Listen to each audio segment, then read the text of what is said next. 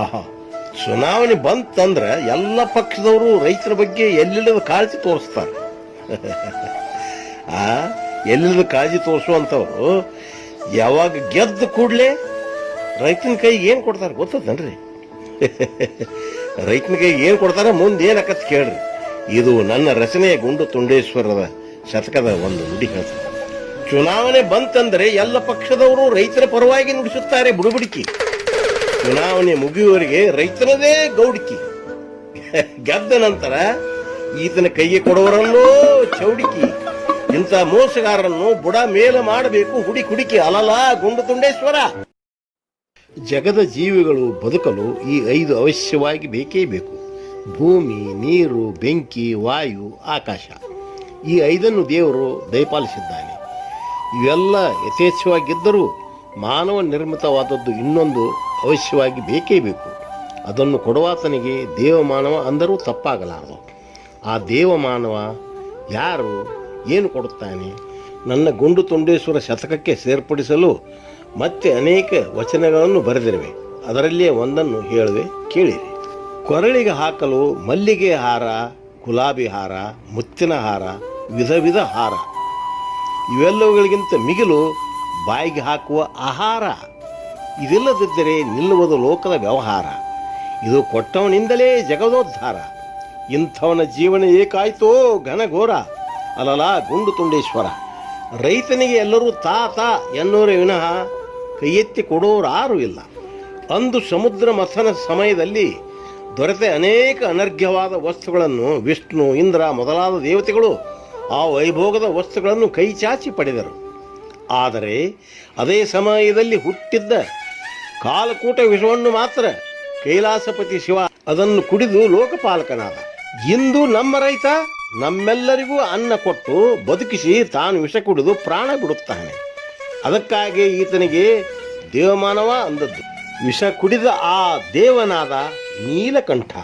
ಈ ನಮ್ಮ ದೇವಮಾನವ ರೈತ ನಮಗೆ ಆಹಾರ ಕೊಟ್ಟು ಬದುಕಿಸಿ ತಾನೇ ವಿಷ ಕುಡಿದ ಬಂಟ. ಜಗತ್ತಿನಲ್ಲಿ ಅತ್ಯದ್ಭುತವೊಂದು ನಡೆಯುತ್ತಿದೆ. ಬಹುಶಃ ಇದರ ಬಗ್ಗೆ ಯಾರೂ ಯೋಚಿಸಿಲ್ಲವೆಂದು ನನಗನಿಸುತ್ತದೆ. ಈ ಅದ್ಭುತ ನಡೆಯದಿದ್ದರೆ ಜಗದಾಟವೇ ನಿಂತು ಹೋಗುತ್ತದೆ. ನನ್ನ ಗುಂಡು ತುಂಡೇಶ್ವರ ಶತಕದ ಒಂದು ವಚನದಿಂದ ಕೇಳಿ ಆ ಅದ್ಭುತ ಯಾವುದು ಅನ್ನುವುದನ್ನು. ರೈತ ಸ್ವಾರ್ಥವಿಲ್ಲದಾತ. ಇವನಿಂದಲೇ ಎಲ್ಲರ ಬಾಯಿಗೆ ಅಮೃತ. ಸಹಿಸಿಕೊಳ್ಳುತ್ತಾನೆ ಸ್ವಾರ್ಥ ರಾಜಕಾರಣಿಗಳ ದಲ್ಲಾಳಿಗಳಿಂದ ಆಗುವ ತುಳಿತ. ಆದರೂ ಎಲ್ಲರಿಗೂ ಬಯಸುತ್ತಾನೆ ಒಳಿತ. ಈತನನ್ನು ಮೇಲೇಳದಂತೆ ಮಾಡಿವೆ ಮಾಲಿನ ಬೆಲೆ ಇಳಿತ, ಸಾಲದ ಹೊಡೆತ. ಯಾರೂ ಅರಿಯದಾದರೂ ಈತನ ಹೃದಯದ ನೋವಿನ ಮಿಡಿತ. ಕಟುಕ ಸಾಕಿದ ಕುರೆಂತಾಯ್ತಲ್ಲೋ ಈತನ ಜೀವಿತ. ಏನೇ ಕಷ್ಟ ಬಂದರೂ ಬಿಡಲಾರ ನಂಬಿದ ಕಾಯಕ. ಇದಕ್ಕಿಂತ ಬೇರೊಂದಿಲ್ಲ ಅದ್ಭುತ. ರೈತ ನೀನೇ ಧನ್ಯ ಜಗಮಾನ್ಯ. ಮನಸ್ಸು ಬದಲಾಯಿಸದಿರುವುದೇ ನಮ್ಮ ಪುಣ್ಯ. ಅಲಲಾ ಗುಂಡು ತುಂಡೇಶ್ವರ. ರೈತ ಮನಸ್ಸು ಬದಲಿಸಿ ಬೇರೆ ಉದ್ಯೋಗ ಎಲ್ಲರಂತೆ ಮಾಡಿ ನಾನು ಐಷಾರಾಮದಿಂದ ಇರಬೇಕು ಅಂತ ಮನಸ್ಸು ಮಾಡಿದರೆ ಪರಿಣಾಮ ಏನಾಗಬಹುದು? ಕೊರೋನಾ ರೋಗದಿಂದ ಪಾರಾಗಬಹುದು. ಆದರೆ ಅಶ್ವಿನ ರೋಗಕ್ಕೆ ರೈತ ಕೊಡೋ ಔಷಧ ಅನ್ನವನ್ನು ಬಿಟ್ಟು ಯಾರಾದರೂ ಬದುಕಿದವರುಂಟೆ?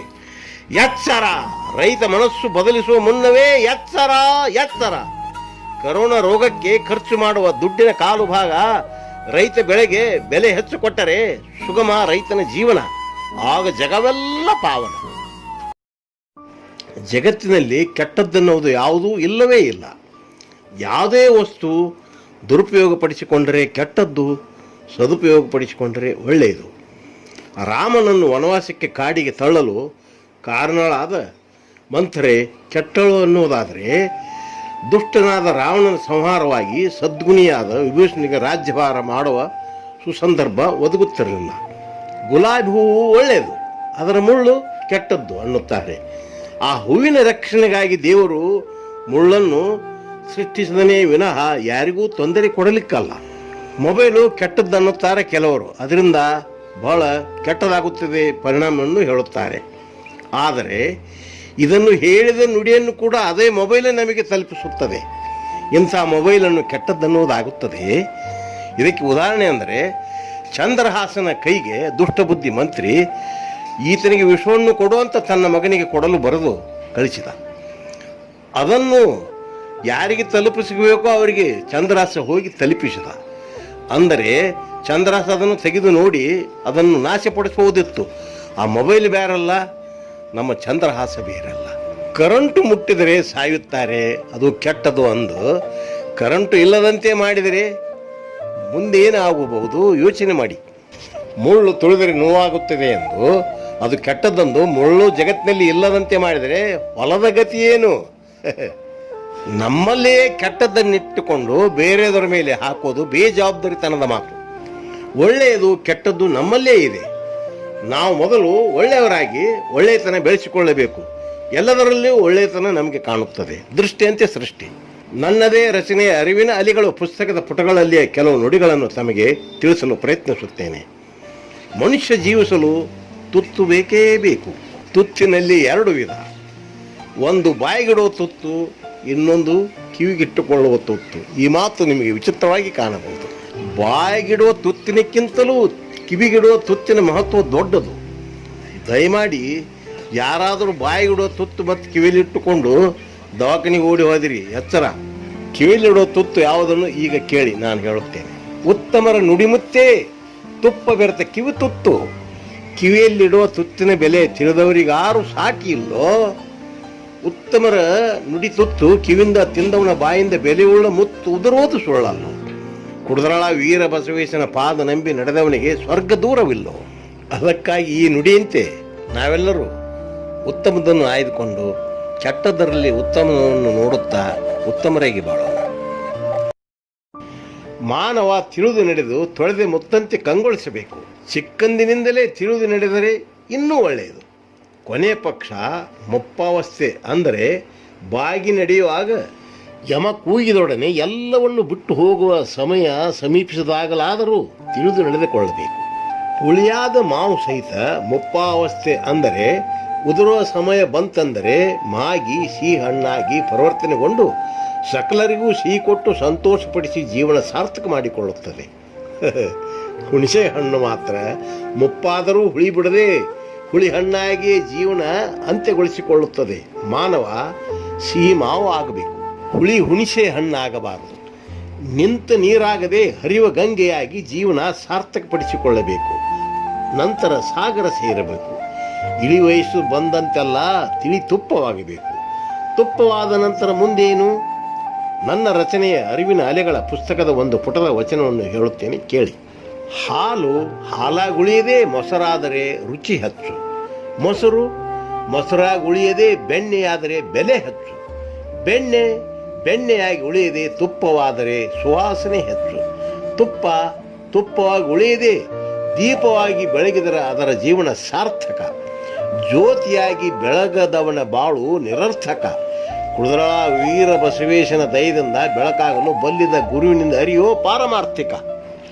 ನೆನಪಿರಲಿ, ಹುಣಸೆ ಹಣ್ಣಾಗಿ ಹಾಲಿನ ಮೇಲೆ ಬಿದ್ದು ಹದಗೆಡಿಸಬೇಡಿ. ಈಗಿನ ಯುವಕರು ದಾರಿ ತಪ್ಪಕತ್ಯಾರ. ಯಾಕಂದ್ರೆ ದಾರಿ ತಪ್ಪಿಸೋರ ಸಂಖ್ಯೆನ ಭಾಳ ಆಗೈತಿ. ಶಬಾಷ್ ಅನ್ನೋರು ಹೆಚ್ಚಾಗ್ಯಾರ, ಬೈಯೋರು ಕಡಿಮೆ ಆಗ್ಯಾರ. ಒಬ್ಬ ಹುಡುಗ ಒಂದು ಸೀಸ ಬ್ರಾಂದಿ ನೀರು ಹಾಕ್ದಂಗೆ ಗಟ್ಟ ಗಟ್ಟ ಗಟ್ಟ ಕುಡಿದ್ಬಿಟ್ಟಂತ. ಬಗಲ್ನಂತವ ಬಲೆ ಸರ್ದಾರ ಅಂದ. ಆಗ ಹುಡುಗ ಮತ್ತ ಒಂದು ಸೀಸ ಅದರಂಗ ಕುಡ್ದ. ಹೌದಲ್ಲೇ ಗಂಡಗಲಿ ಸರ್ದಾರ್ ಬಿಡಪ್ಪ, ನೀನು ನಿನ್ನಂತ ಸರ್ದಾರ್ ಈ ಪ್ರಪಂಚದಾಗ ಹುಟ್ಟಿಲ್ಲ ಅಂದ. ಇದನ್ನ ಕಂಡು ಇನ್ನೊಬ್ಬ ಏನಂದಂದ್ರ, ಲೇಲೇ ಒಳ್ಳೇದಲ್ಲಲೇ ಇದು, ಹೆಂಡತಿ ಮಕ್ಕಳನ್ನ ಬಿಟ್ಟು ಜಲ್ದಿ ಕೈಲಾಸ ಸೇರ್ತಿಲೇ ಬುದ್ಧಿಗೇಡಿ ಅಂದ ಕೂಡ್ಲಿ ಆ ಕುಡುಕ ಮತ್ತೆ ಇವಾಗ ಶಬಾಷ್ ಅಂದವ. ಇಬ್ರು ಕೂಡಿ ಆ ಬೈದವನ್ ಬಡ್ಯಾಕ್ ಬಾದ. ಅದಕ್ಕೆ ಹೇಳುದು, ಮೋಸಗಾರನಿನ ಬೆನ್ನು ತಟ್ಟಿದರೆ ಒಳ್ಳೇದಲ್ಲ ನೋಡು, ಉತ್ತಮನಿಂದ ವಧಿಸಿಕೊಂಡರೆ ಇದಕ್ಕಿಂತ ಪಾಡು. ಒಟ್ಟ ಬುದ್ಧಿ ಮಾತು ಹೇಳಿದ್ರೆ ಗುದ್ದಾಡಕ್ ಬರ್ತಾರೆ, ಸುಳ್ಳಲ್ಲ. ಮೀಸ್ ಬಂದ ಕೂಡಲೇ ಹುಡುಗರ ದಾರಿನೇ ಯಾಶಕತಿ. ಯೌವನದ ಸೊಕ್ಕಂದ್ರೆ ಇದೇ. ಇಂಥ ಸೊಕ್ಕ ಬಂದಾಗ ಕೈಯಾಗ ರೊಕ್ಕಿದ್ರಂತೂ ಮುಗದ ಹೋಯ್ತು. ಮನುಷ್ಯನಿಗೆ ಅಷ್ಟಮದಗಳು ಬರ್ತಾವಂತ. ಅಷ್ಟಮದ ಯಾಕ್ರಿ, ಅದ್ರಾಗ ಎರಡಮದ ಬಂದ್ರು ಸಾಕು ಹಾಳಾಗಿ ಹೋಗಾಕ. ಉಕ್ಕ ಬಂದ್ರೆ ಹಾಲಿಗೆ ಕೇಡು, ಸೊಕ್ಕ ಬಂದ್ರೆ ಕೇಡು ತಪ್ಪದು ನೋಡು. ಹಾಲು ಉಕ್ಕಿ ಉಕ್ಕಿ ಉಕ್ಕಿ ಉಕ್ಕಿ ಏನಾಕೈತಿ ಅಂದ್ರೆ ತಾನೇ ಒಲೆಯನ್ನು ಬೆಂಕಿ ಹಾಕಿದ್ರು ತಾನೇ ಹಾಳಾಗಿ ಹೋಗತಿ. ಮತ್ತು ಸೊಕ್ಕ ಬಂದ್ರೆ ಮನುಷ್ಯ ಏನ್ ಮಾಡ್ತಾನ, ಮುಂದೇನಕ್ಕನ ಅನ್ನೋದು ಈ ನನ್ನ ಅರಿವಿನ ಅಲೆಗಳ ಪುಸ್ತಕದ ಒಂದು ವಚನದಿಂದ ಕೇಳ್ರಿ. ಸೊಕ್ಕು ಬಂದವನೆದುರು ಸಿಕ್ಕ ಆನೆಯೂ ಅಡಿಕೆಗಿಂತ ಕಿರಿದಾಗಿ ಕಾಣುವುದು. ಹಣಮದ ಬಂದ ಗುಣಹೀನನಿಗೆ ಹೆಬ್ಬಲಿಯು ಗುಬ್ಬಿ ಮರಿಯಂತೆ ಕಾಣುವುದು.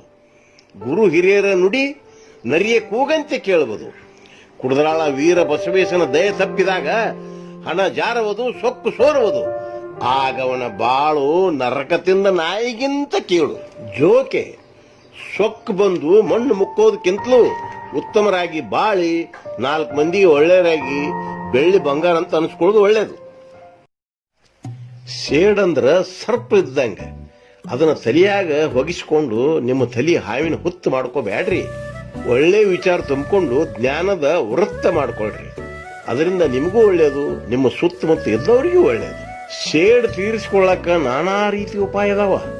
ಸಡ್ಡು ಹೊಡೆಯೋದು ಒಂದು ಉಪಾಯ, ಮೆತ್ತಗ ಮಾತಾಡ್ಕೊಂತ ಬತ್ತಿ ಇಡುದು ಇನ್ನೊಂದು ಉಪಾಯ. ಎದುರು ನಿಂತು ಸಡ್ಡು ಹೊಡೆಯವ್ರನ್ನ ಗೆದ್ರು ಗೆದಿಬಹುದು, ಹಿಂದೆ ಬಂದು ಬೆನ್ನಿಗೆ ಚೂರಿ ಹಾಕೋರ್ನ ಗೆಲ್ಲೋದು ಕಷ್ಟ. ಶಕುನಿ ಮೆತ್ತಗೆ ಮಾತಾಡ್ಕೊಂತ ಕೌರವರನ್ನ ವಂಶ ನಾಶ ಮಾಡಿದ.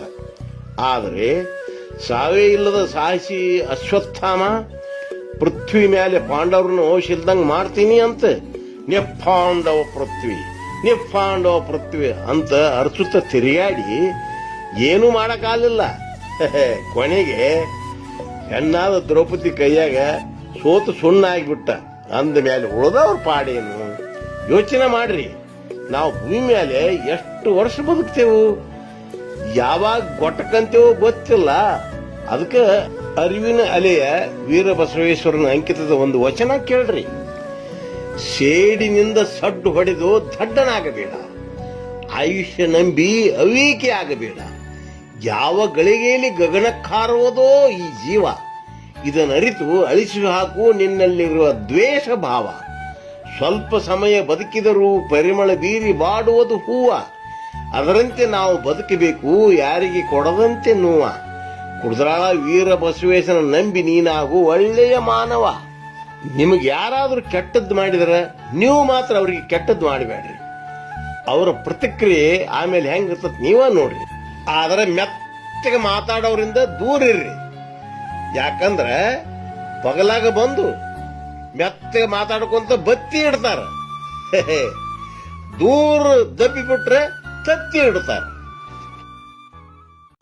ಮನುಷ್ಯನಿಗೆ ಬುದ್ಧಿಜೀವಿ ಅಂತಾರ. ಖರೆ ಹೇಳ್ಬೇಕಂದ್ರೆ ಕೆಟ್ಟದ್ ಮಾಡೋದಕ್ಕೆ ಬಹಳ ಬುದ್ಧಿ ಓಡಿಸ್ತಾನ.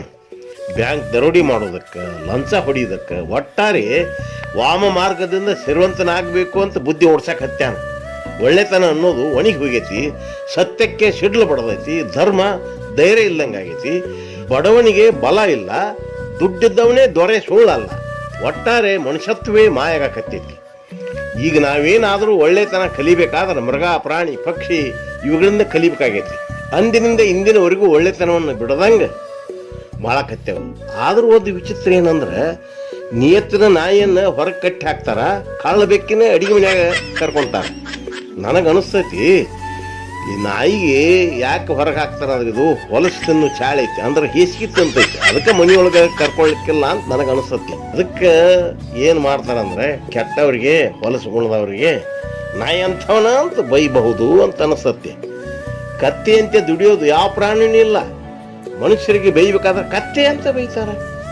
ಇಂಥ ಒಳ್ಳೆ ಪ್ರಾಣಿಗಳಿಗೆ ಹೋಲಿಸಿ ಬೈದ್ರೆ ಖುಷಿ ಪಡ್ಬೇಕು ಮನುಷ್ಯ, ಆದ್ರೆ ಸಿಟ್ಟಿಗೆ ಬರ್ತಾನೆ. ಬೇಕಾದ್ರೆ ನಾಯಿ ಕತ್ತಿ ಸಿಟ್ಟಿಗೆ ಬರ್ಬೇಕು, ನಮ್ಮನ್ನ ಕೆಟ್ಟ ಮನುಷ್ಯ, ಹೊಲಸ ಮನುಷ್ಯಾಗ ಹೋಲಿಸ್ತಾರ ಅಂತ. ಏನೇ ಇರಲಿ ಅವುಗಳಿಂದ ನಾವು ಕಲಿಯೋದ ಬಹಳ ಐತಿ. ಈ ವಚನ ಕೇಳ್ರಿ. ಕಾಯಕ ಕಲಿಯೋ ಕತ್ತೆಯಿಂದ, ನಿಯತ್ತು ಕಲಿಯೋ ನಾಯಿಯಿಂದ, ಕರೆದುಂಬುವುದನ್ನು ಕಲಿ ಕಾಗೆಯಿಂದ, ದೂರಿದ್ದವರನ್ನು ಗುರುತಿಸುವುದು ಕಲಿ ಹದ್ದಿನಿಂದ, ಕಡುಗತ್ತರಲ್ಲಿ ದಾರಿ ಕಾಣುವುದನ್ನು ಕಲಿ ಗೂಬೆಯಿಂದ, ಹಿಂದಿರುಗಿ ನೋಡುವುದನ್ನು ಕಲಿ ಸಿಂಹದಿಂದ.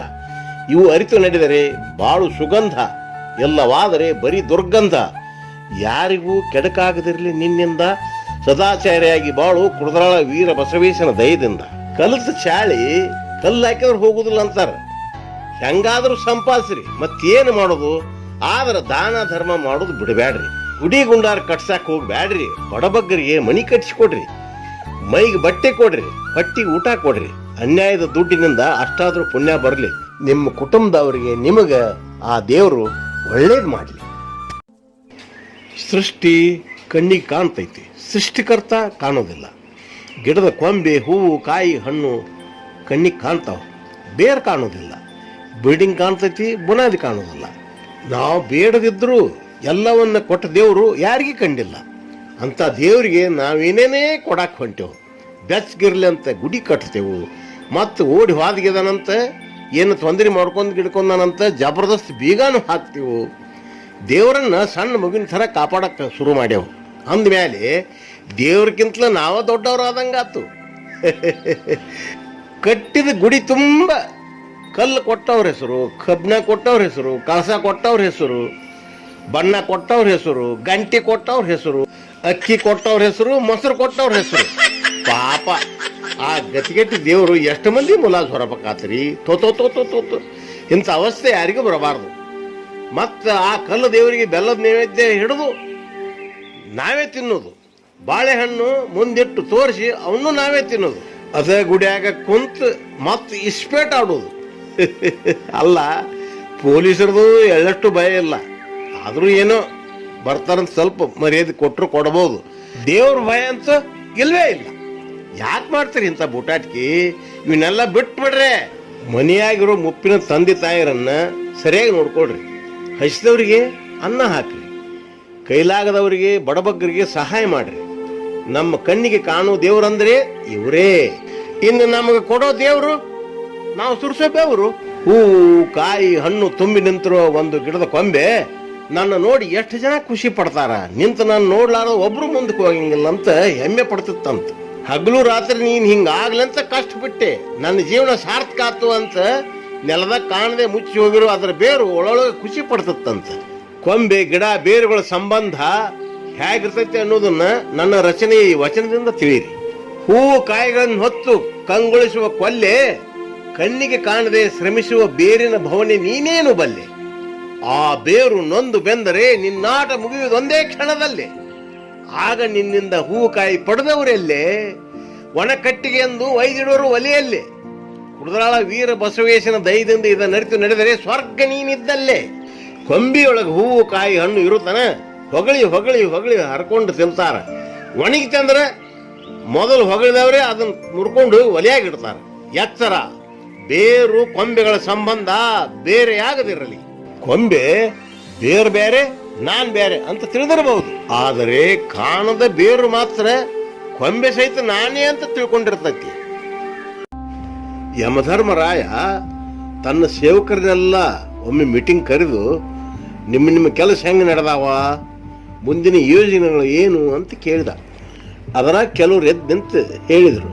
ಕೈಯಾಗ ಹಗ್ಗ ಹಿಡ್ಕೊಂಡು ಕತ್ತಿ ಹಿಡ್ಕೊಂಡು ಆದ್ರೆ ನಮ್ಮನ್ನು ಜನ ಗುರುತು ಹಿಡಿಯಕತ್ತಾರ, ತಪ್ಪಿಸ್ಕೊಳಕತ್ತಾರ, ಒಬ್ಬರು ಸಿಗೋಲ್ರು ಅಂತ ಹೇಳಿದರು. ನಮಗೂ ಮಕ್ಕಳು ಮರಿ ಹೆಚ್ಚಾಗ್ಯಾರ, ನಮ್ಮ ಸಂಸಾರ ದೊಡ್ಡದಾಗೈತೆ, ಅವ್ರಿಗೆಲ್ಲ ಕೆಲಸ ಬೇಕು, ಖಾಲಿ ತಿರುಗಾಡಕತ್ತಾರ, ಅದಕ್ಕೆ ಅವ್ರಿಗೆಲ್ಲ ಒಂದು ಕೆಲಸ ಕೊಡ್ಬೇಕು, ಅದು ನಿನ್ನ ಜವಾಬ್ದಾರಿ ಅಂತ ಹೇಳಿದರು. ಆಗ ಯಮ ಅಂದ, ಮತ್ತೇನು ಮಾಡ್ಬೇಕಂತ ಮಾಡೀರಿ ನೀವೇ ಹೇಳ್ರಿ ಅಂದ. ಕಟುಕ ದುಡ್ಡು ಕೊಟ್ಟು ಕುರಿ ತಂದು ಅದನ್ನು ಕೊಂದು ದುಡ್ಡು ಮಾಡ್ತಾನೆ. ಇರಲಿ ಮುಂದೇನಂತ ಯಮ ಕೇಳಿದ. ಕುರಿನ ನಮಗೆ ದುಡ್ಡು ಕೊಟ್ಟು ಸಾಯ್ಬೇಕು ಹಂಗ ಮಾಡ್ತೀವಿ, ಅಂತದ್ದೇನ್ ಮಾಡ್ತಾರಪ್ಪ ಅಂತ ಕೇಳಿದ. ಏನಿಲ್ಲ, ನಮ್ಮವ್ರನ್ನೆಲ್ಲ ಡಾಕ್ಟರ್ ಮಾಡಿ ಬೋಲಕ್ಕೆ ಕಳಿಸ್ಬಿಟ್ರಾತ. ಅವ್ರ ಹತ್ರ ಬಂದವರು ಸುಮ್ಮನೆ ಸಾಯಂಗಿಲ್ಲ, ದುಡ್ಡು ಕೊಟ್ಟ ಸಾಯ್ಬೇಕು, ಪ್ರಾಣನೂ ಕೊಡಬೇಕು, ಹಣನೂ ಕೊಡಬೇಕು, ಮತ್ತೆ ಅವ್ರ ಸಂಬಂಧಿಕರ ಹೆಣ ಒಯ್ಯಬೇಕಾರ ಅದಕ್ಕೂ ದುಡ್ಡು ಕೊಡಬೇಕು. ನಿನಗೆ ಪ್ರಾಣ ಕಳಿಸ್ತಾರ, ಅವ್ರು ದುಡ್ಡು ಕಳಿಸ್ತಾರ. ಕೈಯಾಗ ಇಂಜೆಕ್ಷನ್ ಸಿರಿಂಜ್ ಹಿಡ್ಕೊಂಡ್ರಾತ, ಅದೇ ನಮ್ಮ ಆಯುಧ. ಮತ್ತೆ ಕೊರಳನ್ನ ಸ್ಟೆಥೋಸ್ಕೋಪು ಅದೇ ನಮ್ಮ ಯಮಪಾಶ. ಆಗ ಯಮ ಭಲೆ ಭಲೆ ಒಳ್ಳೆ ಉಪಾಯ ಆಗ್ಲಿ, ನಿಮ್ಮ ಬಳಗದವರೆಲ್ಲ ಭೂಲೋಕದಲ್ಲಿ ಡಾಕ್ಟರ್ ಆಗಿಬಿಡ್ಲಿ ಅಂದು ತಥಾಸ್ತು ಅಂದ್ಬಿಟ್ಟ. ಯಮನ ಸೇವಕರು ಇನ್ನೊಂದು ಗುಂಪು ಬಂದು ಮುಂದೆ ನಿಂತು, ನೀವೇನು ಮಾಡ್ಬೇಕಂತ ಮಾಡೀರಿ ಅಂತ ಕೇಳಿದ. ನಾವು ಟಿವಿ ಮಾಧ್ಯಮದಲ್ಲಿ ಕೆಲಸ ಮಾಡ್ಬೇಕಂತ ಮಾಡೇವು, ಜನಕ್ಕೆ ಗುಂಗ್ ಹಿಡಿಸಿ ಬುಗಲ್ ಹೋಗಿಸಿ ದಿಕ್ಕು ತೋಚದಂಗ ಮಾಡ್ತೇವೆ, ಮುಂದೆ ಹೆಂಗ್ ನಡೀತೈತೆ ಅನ್ನೋದು ನೀನೇ ನೋಡುವಂತೆ. ಆಗ ಯಮ ಆಗ್ಲಿ ತಥಾಸ್ತು ಅಂದ. ಮತ್ತೆ ಒಂದು ಗುಂಪು ಬಂದು ನಿಂತು, ಯಮ ನಿಮ್ದೇನು ವಿಚಾರ ಅಂದ. ಆಗ ಅವ್ರು ಏನ್ ಹೇಳಿದಾರಂದ್ರೆ, ನಮ್ಮ ಕೈಲಿ ದುಡಿದು ಮಾತ್ರ ಆಗೋದಿಲ್ಲ, ನಮ್ಮ ಸಂಸಾರ ದೊಡ್ಡ ಹೋಗ್ಯಾವ, ನಾವ್ ಹೆಂಗ್ ಬದುಕಬೇಕು, ನೀನೇ ಹೇಳ್ತೀವೋ ಅಥವಾ ನಾವೇ ಹೇಳಬೇಕು ಅಂತ ಅಂದ್ರು. ಆಗ ಯಮ ಅಂದ, ದುಡಿಲಾರ ತಿನ್ನೋದು ಅದ್ಯಾವ್ದಪ್ಪ, ನನಗಂತೂ ತಿಳಿವಲ್ದು, ನೀವೇ ಹೇಳ್ರಂದ. ಆಗ ಅವ್ರು ಕೇಳಿದ್ರು, ನಮಗ ರಾಜಕಾರಣಿಗಳು ಆಗುವಂತೆ ಆಶೀರ್ವಾದ ಮಾಡು, ಅಕ್ರಮವಾಗಿ ದುಡ್ಡು ಮಾಡೋರೆಲ್ಲ ನಮ್ಮ ಹತ್ರ ಬಂದು ಪರ್ಸೆಂಟೇಜ್ ಕೊಟ್ಟು ಹೋಗಿರ್ಬೇಕು, ನಾವು ಒಳ್ಳೆಯರಾಗಿ ಓಡಾಡ್ಕೊತ ವಯಸ್ಸ ನಮ್ಮ ಜೀವನ ಕಳಿಬೇಕು, ಹಂಗೈತೆ ನಮ್ಮ ವಿಚಾರ ಅಂದ್ರು. ಆಗ ಯಮ ಭಲೆ ಭಲೆ ಭಲೆ, ಶಾಬಾಷ್ ಶಾಬಾಷ್, ಎಂತ ಯೋಚನೆ ನಿಮ್ಮದು, ಎಂತ ತಲೆ ನಿಮ್ಮದು, ತಥಾಸ್ತು, ನೀವು ಅಂದ್ಕೊಂಡಂಗಾಗ್ಲಿ, ಭೂಲೋಕಕ್ಕೆ ನಡ್ರಿ. ಸುಮ್ಮನೆ ಕಳಿಸಿಲ್ಲ ಅವ್ರನ್ನ ಭೂಲೋಕಕ್ಕೆ. ಮತ್ತೇನ್ ಹೇಳಿದಪ್ಪ ಅಂತಂದ್ರೆ, ಕೊರೋನಾ ಅನ್ನೋ ಕಾಲ್ಪನಿಕ ರೋಗ ಸೃಷ್ಟಿ ಮಾಡಿ ಕಳಿಸ್ತೀನಿ, ಅದರಿಂದ ನೀವೆಲ್ಲ ಸಾಕಷ್ಟು ದುಡ್ಡು ಮಾಡ್ಕೊಡ್ರಿ. ಯಾರೇ ಯಾವ್ದಕ್ಕೆ ಸತ್ರು, ಕೊರೋನಾದಿಂದ ಸತ್ರು ಅಂತ ಕಾಲ್ಪನಿಕ ರೋಗನ ಕಾಪಾಡ್ರಿ, ಅದನ್ನು ನೀವು ಕಾಪಾಡ್ರಿ, ಅದು ನಿಮ್ಮನ್ನು ಕಾಪಾಡ್ತೈತಿ. ಇದರ ಹೆಸರ ಮೇಲೆ ಅವ್ರವ್ರ ಬುದ್ಧಿ ಓಡಿಸಿ ಅವ್ರವ್ರ ತಕ್ಕಂಗೆ ದುಡ್ಡು ಮಾಡ್ಕೋತಾರ. ತಥಾಸ್ತು, ನಿಮ್ಮ ಕೆಲಸಕ್ಕೆ ನೀವು ನಡ್ರಿ ಅಂತ ಹೇಳಿದ. ಭೂಲೋಕದಾಗ ಇದ್ದವರೆಲ್ಲ ಇಂಥವ್ರಿಲ್ಲ, ಯಮ ಕಳಿಸಿದವ್ರು ಮಾತ್ರ ಹಿಂಗದಾರ. ಒಂದು ಇಲಿ ಬಡಿಯಾಕ ಸುತ್ತಲೂ 9 ಮಂದಿ ನಿಂತಂಗ ಆಗೈತಿ. ಎತ್ತಾಗೋದ್ರು ತಪ್ಪಿಸ್ಕೊಳಕ್ ಸಾಧ್ಯ ಇಲ್ಲ, ಎತ್ತಾಗೋದ್ರು ಪಟ್ ಹತ್ ಬಡಿತಾರೆ, ಇತ್ತಾಗೋದ್ರು ಪಟ್ ಹತ್ ಬಡಿತಾರೆ. ಅದಕ್ಕೆ ಯಾಕಿದ್ದು ಕೆಲ ದಿವಸ ಮನ್ಯಾಗ ಇದ್ ಬಿಡ್ರಿಪ್ಪ, ಹೊರಗೆ ಹೋದ್ರೆ ಹೊಡ್ತಾನ. ಅದಕ್ಕೆ ಜೋಕಿ ಮನ್ಯಾಗಿರ 4 ದಿವಸ ಏನಾಗೈತಿ, ಪವಿತ್ರವಾದ ವೈದ್ಯಕೀಯ ವೃತ್ತಿಯನ್ನ ವ್ಯಾಪಾರ ಮಾಡಿಬಿಟ್ಟಾರ. ಎಲ್ಲಾ ರಂಗದೊಳಗು ಇಂಥವ್ರಿಗೆ ಹೆಚ್ಚಾದ್ರ ಮುಂದಿನ ಗತಿ ಹೆಂಗ? ವೈದ್ಯರ ಬಗೆಗಿನ ಈ ವಚನ ಕೇಳ್ರಿ. ರೋಗಿಯಲ್ಲೇ ದೇವರಿಗನು ಬಾಗಿ ನಮಿಷದಲ್ಲಿಲ್ಲ, ತ್ಯಾಗದಿ ಸೇವೆ ಮಾಡುವ ನೆಡೆಗೆ ಕೂಗಿ ಬರುವಳು ಲಕುಮಿ. ಈ ಸೂಕ್ಷ್ಮ ತಿಳಿಯದೆ ಕಾಸು ಕಸಿಯೋರು ಕಪಿ ಸುಳ್ಳಲ್ಲ. ರಕ್ಷಿಸುವನಾಗಬೇಕು, ರಾಕ್ಷಸನಾಗಬಾರದು. ಧನದಾಹಿ ವೈದ್ಯನಿಂದ ರೋಗ ಆಗದು ವಾಸಿ, ರೋಗಿಯೇ ಕೈಲಾಸವಾಸಿ. ದಾರಿತೋರೋ ಕುದುರಾ ವೀರ ಬಸವೇಶ್ವರ. ಅದಕ್ಕೆ ನಾವು ಜಾಗೃತಿಯಿಂದ ನಡ್ಕೊಂಡ್ರೆ ಯಾರು ನಮ್ಮನ್ನೇನು ಮಾಡೋಕ್ಕಾಗೋದಿಲ್ಲ. ನಿರ್ಭಯವಾಗಿ ನಿರ್ಭೀತಿಯಿಂದ ನಿರಾಳವಾಗಿ ಬದುಕ್ರಿ. ಯಾವುದು ತಲೆಗೆ ಹಾಕೊಂಡು ಗುಂಗ್ ಹೋಗಿಸ್ಕೊಂಡು ಮೆತ್ತಗಾಗಬೇಡ್ರಿ. ಮೂಢನಂಬಿಕೆ ಅನ್ನೋದು ಎಷ್ಟು ಗಾಢವಾಗಿ ಬೇರೆ ಬಿಟ್ಟೈತಂದ್ರೆ ಹೊಲದನ ಮಂಡ ಕರಿಕಿದ್ದಂಗೆ. ಅದನ್ನ ನಾಶಪಡಿಸಕ್ಕೆ ಇವತ್ತಿಗೆ ಆಗಿಲ್ಲ. ಮ್ಯಾಲೆ ನೋಡಕ್ 3 ಇಂಚ್ ಕಾಣ್ತೈತಿ, ಬೇರೆ ಮಾತ್ರ ಒಳಗೆ 16 ಇಂಚ್ ಇರ್ತೈತಿ. 12ನೇ ಶತಮಾನದಲ್ಲಿ ಅಣ್ಣ ಬಸವಣ್ಣವರು ಅದನ್ನ ಹತ್ತಿಕ್ಕಿದ್ದು ಪವಾಡಲ್ಲದ ಮತ್ತಿನ್ನೇನು. ಅದನ್ನ ಕಿತ್ತಿ ಒಗದ್ರೆ ಅದನ್ನ ಒಗದಲ್ಲೇ ಮತ್ತೆ ಬೇರೆ ಬಿಟ್ಟು ಕುಡಿ ಕುಡಿ ಕುಡಿ ಕುಡಿ ಕುಡಿ ಸಿಗತೈತಿ. ರಕ್ತ ಬೀಜ ಇದ್ದಂಗ ರಕ್ತ ಬೀಜ. ಡಾಕ್ಟರ್ ಅಂಬೇಡ್ಕರ್ ಮೂಢನಂಬಿಕೆ ಕಳೆಯೊಡನೆ ಪೈಪೋಟಿ ಮಾಡಿ ಉತ್ತಮ ಬೆಳೆಯಾಗಿ ಬೆಳೆದು ಮೇಲೆ ಬಂದದ್ದು ಇದು ಒಂದು ದೊಡ್ಡ ಪವಾಡನೆ. ಅಂಬೇಡ್ಕರ್ ಅಂತ ಮಹನೀಯರು ಬೇಕಾದಷ್ಟು ಜನ ತಯಾರಾಗಬೇಕಾಗಿತ್ತು, ಯಾಕಾಗ್ಲಿಲ್ಲ? ದಲಿತರು ಶಾಲೆ ಕಲಿತಾರ, ಆದ್ರೆ ಸಂಸ್ಕಾರದ ಕೊರತೆ ಅಂತ ಕಾಣ್ತೈತಿ. ನಾನು ಬಹಳ ಜನ ನೋಡಿನಿ, ದೊಡ್ಡ ದೊಡ್ಡ ಆಫೀಸರ್ ಆಗ್ಯಾರ, ಆದ್ರೂ ಅವ್ರ ತಾತ ತಂದೆ ಮಾಡಿದ್ದನ್ನ ಮಾಡಕ್ ಹೊಕ್ಕಾರ. ಹಿಂಗ್ಯಾಕಂತ ಕೇಳಿದ್ರೆ ಇದು ನಮ್ಮ ಮನೇನ ಪದ್ಧತಿ ಮೊದಲಿಂದ ನಡ್ಕೊಂಡ್ ಬಂದೈತಿ, ಬಿಟ್ರೆ ದೇವ್ರ ಶಿಸ್ತಾಕಂತಾರೆ. ಇದೇ ನೋಡ್ರಿ ಮೂಢನಂಬಿಕೆ ಅನ್ನೋದು. ಈ ಮೂಢನಂಬಿಕೆ ಅನ್ನೋದನ್ನ ಮುಂದುವರಿಸ್ಕೊಂಡು ಹೋಗೋದಕ್ಕೆ ಕೆಲವು ಪಟ್ಟಬದ್ಧ ಹಿತಾಸಕ್ತಿಗಳು ಶತ ಪ್ರಯತ್ನ ಮಾಡಕತ್ತೇವ. ಅಂದಿನ ಕಲ್ಯಾಣದ ಕ್ರಾಂತಿಗೆ ಇಂಥವರೇ ಕಾರಣ. ಇಂದಿನ ಕಾಲದಾಗ ಮುಂದೆ ಬರಾಕ್ ಬೇಕಾದಷ್ಟು ಅನುಕೂಲತೆ ವಾತಾವರಣ ಐತಿ. ಆದ್ರೆ ಹೆಂಗಂದ್ರೆ ಬೇನೆ ಬಿದ್ದು ಸಾಯಾವಾಗ ಔಷಧ ಹಾಕ್ಬೇಕಂತ ಬಾಯಿ ತರಕ್ ಹೋದ್ರೆ ಕೈ ಕಡಿತಾರ. ಕಡದ್ರ ಕಡಿಲಿ ಅಂತ ಹೆಂಗೋ ಒಂದು ಬಾಯಿಗೆ ಹಾಕಿದ್ರ ಸುಮ್ಮ ಇರ್ತಾರ ಅಂತ ಉಗುಳಿ ಬಿಡ್ತಾರ. ಕಾರಣ ಇಷ್ಟೇ, ಶಾಲಿ ಕಲ್ತರು ಸಂಸ್ಕಾರ ಕಲಿಲ್ಲ, ಮೂಢನಂಬಿಕೆಯಿಂದ ಹೊರಗೆ ಬಂದಿಲ್ಲ. ಈ ಮೂಢನಂಬಿಕೆ ಅನ್ನೋದು ಎಲ್ಲ ಜನಾಂಗದಲ್ಲಿ ಐತಿ, ಆದ್ರ ದಲಿತರಲ್ಲಿ ಬಹಳ ಐತಿ. ಹುಷಾರಾಗ್ರಿ, ಇನ್ನ ಎಲ್ಲಿವರೆಗೂ ಹಿಂಗೆ ಇರ್ತೀರಿ? ಕೇಳ್ರಿ ಈ ವೀರ ಬಸವೇಶ್ವರನ ವಚನಗಳನ್ನ. ದಲಿತರಾದುದು ಶಾಪವಲ್ಲ ಎಂಬುದು ಅರಿಯಿರೋ, ಮೂಢನಂಬಿಕೆ ಎಂಬ ಮೋಡದಿಂದ ಹೊರಬಂದಿರೋ, ಗಾಢವಾಗಿ ನಂಬಿ ವಿದ್ಯೆ ಕಲಿಯಿರೋ, ಹಾಳಾದ ಕೀಳರಿಮೆ ಮೆಟ್ಟಿ ನಿಲ್ಲಿರೋ, ಸಂಸ್ಕಾರ ಪಡೆದು ಸಾಧಕರಾಗಿರೋ, 12ನೇ ಶತಮಾನದ ಅಣ್ಣನ ಆದೇಶ ಪಾಲಿಸಿರೋ, ಮುನ್ನಡೆದರೆ ನೀವೇ ಗಣ್ಯರೋ. ಶಿವ ಶ್ರೀ ವೀರ ಬಸವೇಶ್ವರ. ಇನ್ನೊಂದು ವಚನ ಕೇಳ್ರಿ. ಇದು ಕುಕ್ಕೆ ಸುಬ್ರಹ್ಮಣ್ಯ ದೇವಸ್ಥಾನದಲ್ಲಿ ನಡೆಯುವಂತ ಒಂದು ವಿಷಯ ಹೇಳ್ತೀನಿ. ಬೇನೆ ಬಿದ್ದವರು ಕುಡಿಯಲೇಬೇಕು ಮದ್ದು, ಚಳಿ ಹಿಡಿದವರು ಮಲಗಲೇಬೇಕು ಹೊದ್ದು, ಎಂಜಲೆಲೆಯ ಮೇಲೆ ಉರುಳೋರು ಬಾರನೇಕೆ ಎದ್ದು, ನಂಜೆ ಹಿಡಿದಂಥವ್ರು ಇವರೆಂತ ಮದ್ದು, ಕಿರೀಟ ಮಾಡುವವರ ಕೈ ಕಚ್ಚಿ ಗೆಜ್ಜೆಯಾದ ಲಜ್ಜಿಗೇಡಿಗಳಿಗೆ ಯಾರು ಹೊಣೆ, ಶಿರದ ಮೇಲೆ ಮೆರೆಯದೆ ಕಾಲು ಸುತ್ತಕೊಂಡು ಸುಖ ಪಡೋರು ಏನನ್ನಬೇಕು. ಶಿವ ಶ್ರೀ ವೀರ ಬಸವೇಶ್ವರ. ಗೊತ್ತಿರಲಿ, ಕಳೆಯನ್ನು ಸೋಲಿಸಿದ ಬೆಳೆ ಮಾತ್ರ ಮೇಲೆದ್ದು ಕಂಗೊಳಿಸುತ್ತದೆ. ಮೂಢನಂಬಿಕೆ ನಿಮ್ಮನ್ನು ಮೇಲೇಳದಂತೆ ಮಾಡಿದೆ, ಅದನ್ನು ದಬ್ಬಿದರೆ ಮಾತ್ರ ನೀವು ದೊಡ್ಡವರಾಗ್ತೀರಿ. ನೆಗಡಿಯಾಗಿ ಸೋರದಂಥ ಮೂಗು ಯಾರ್ಯಾರಿಗಿಲ್ಲ, ಜಗಳ ಆಡದಂಥ ಮನೆ ಜಗದೊಳಗೆ ಇಲ್ಲ.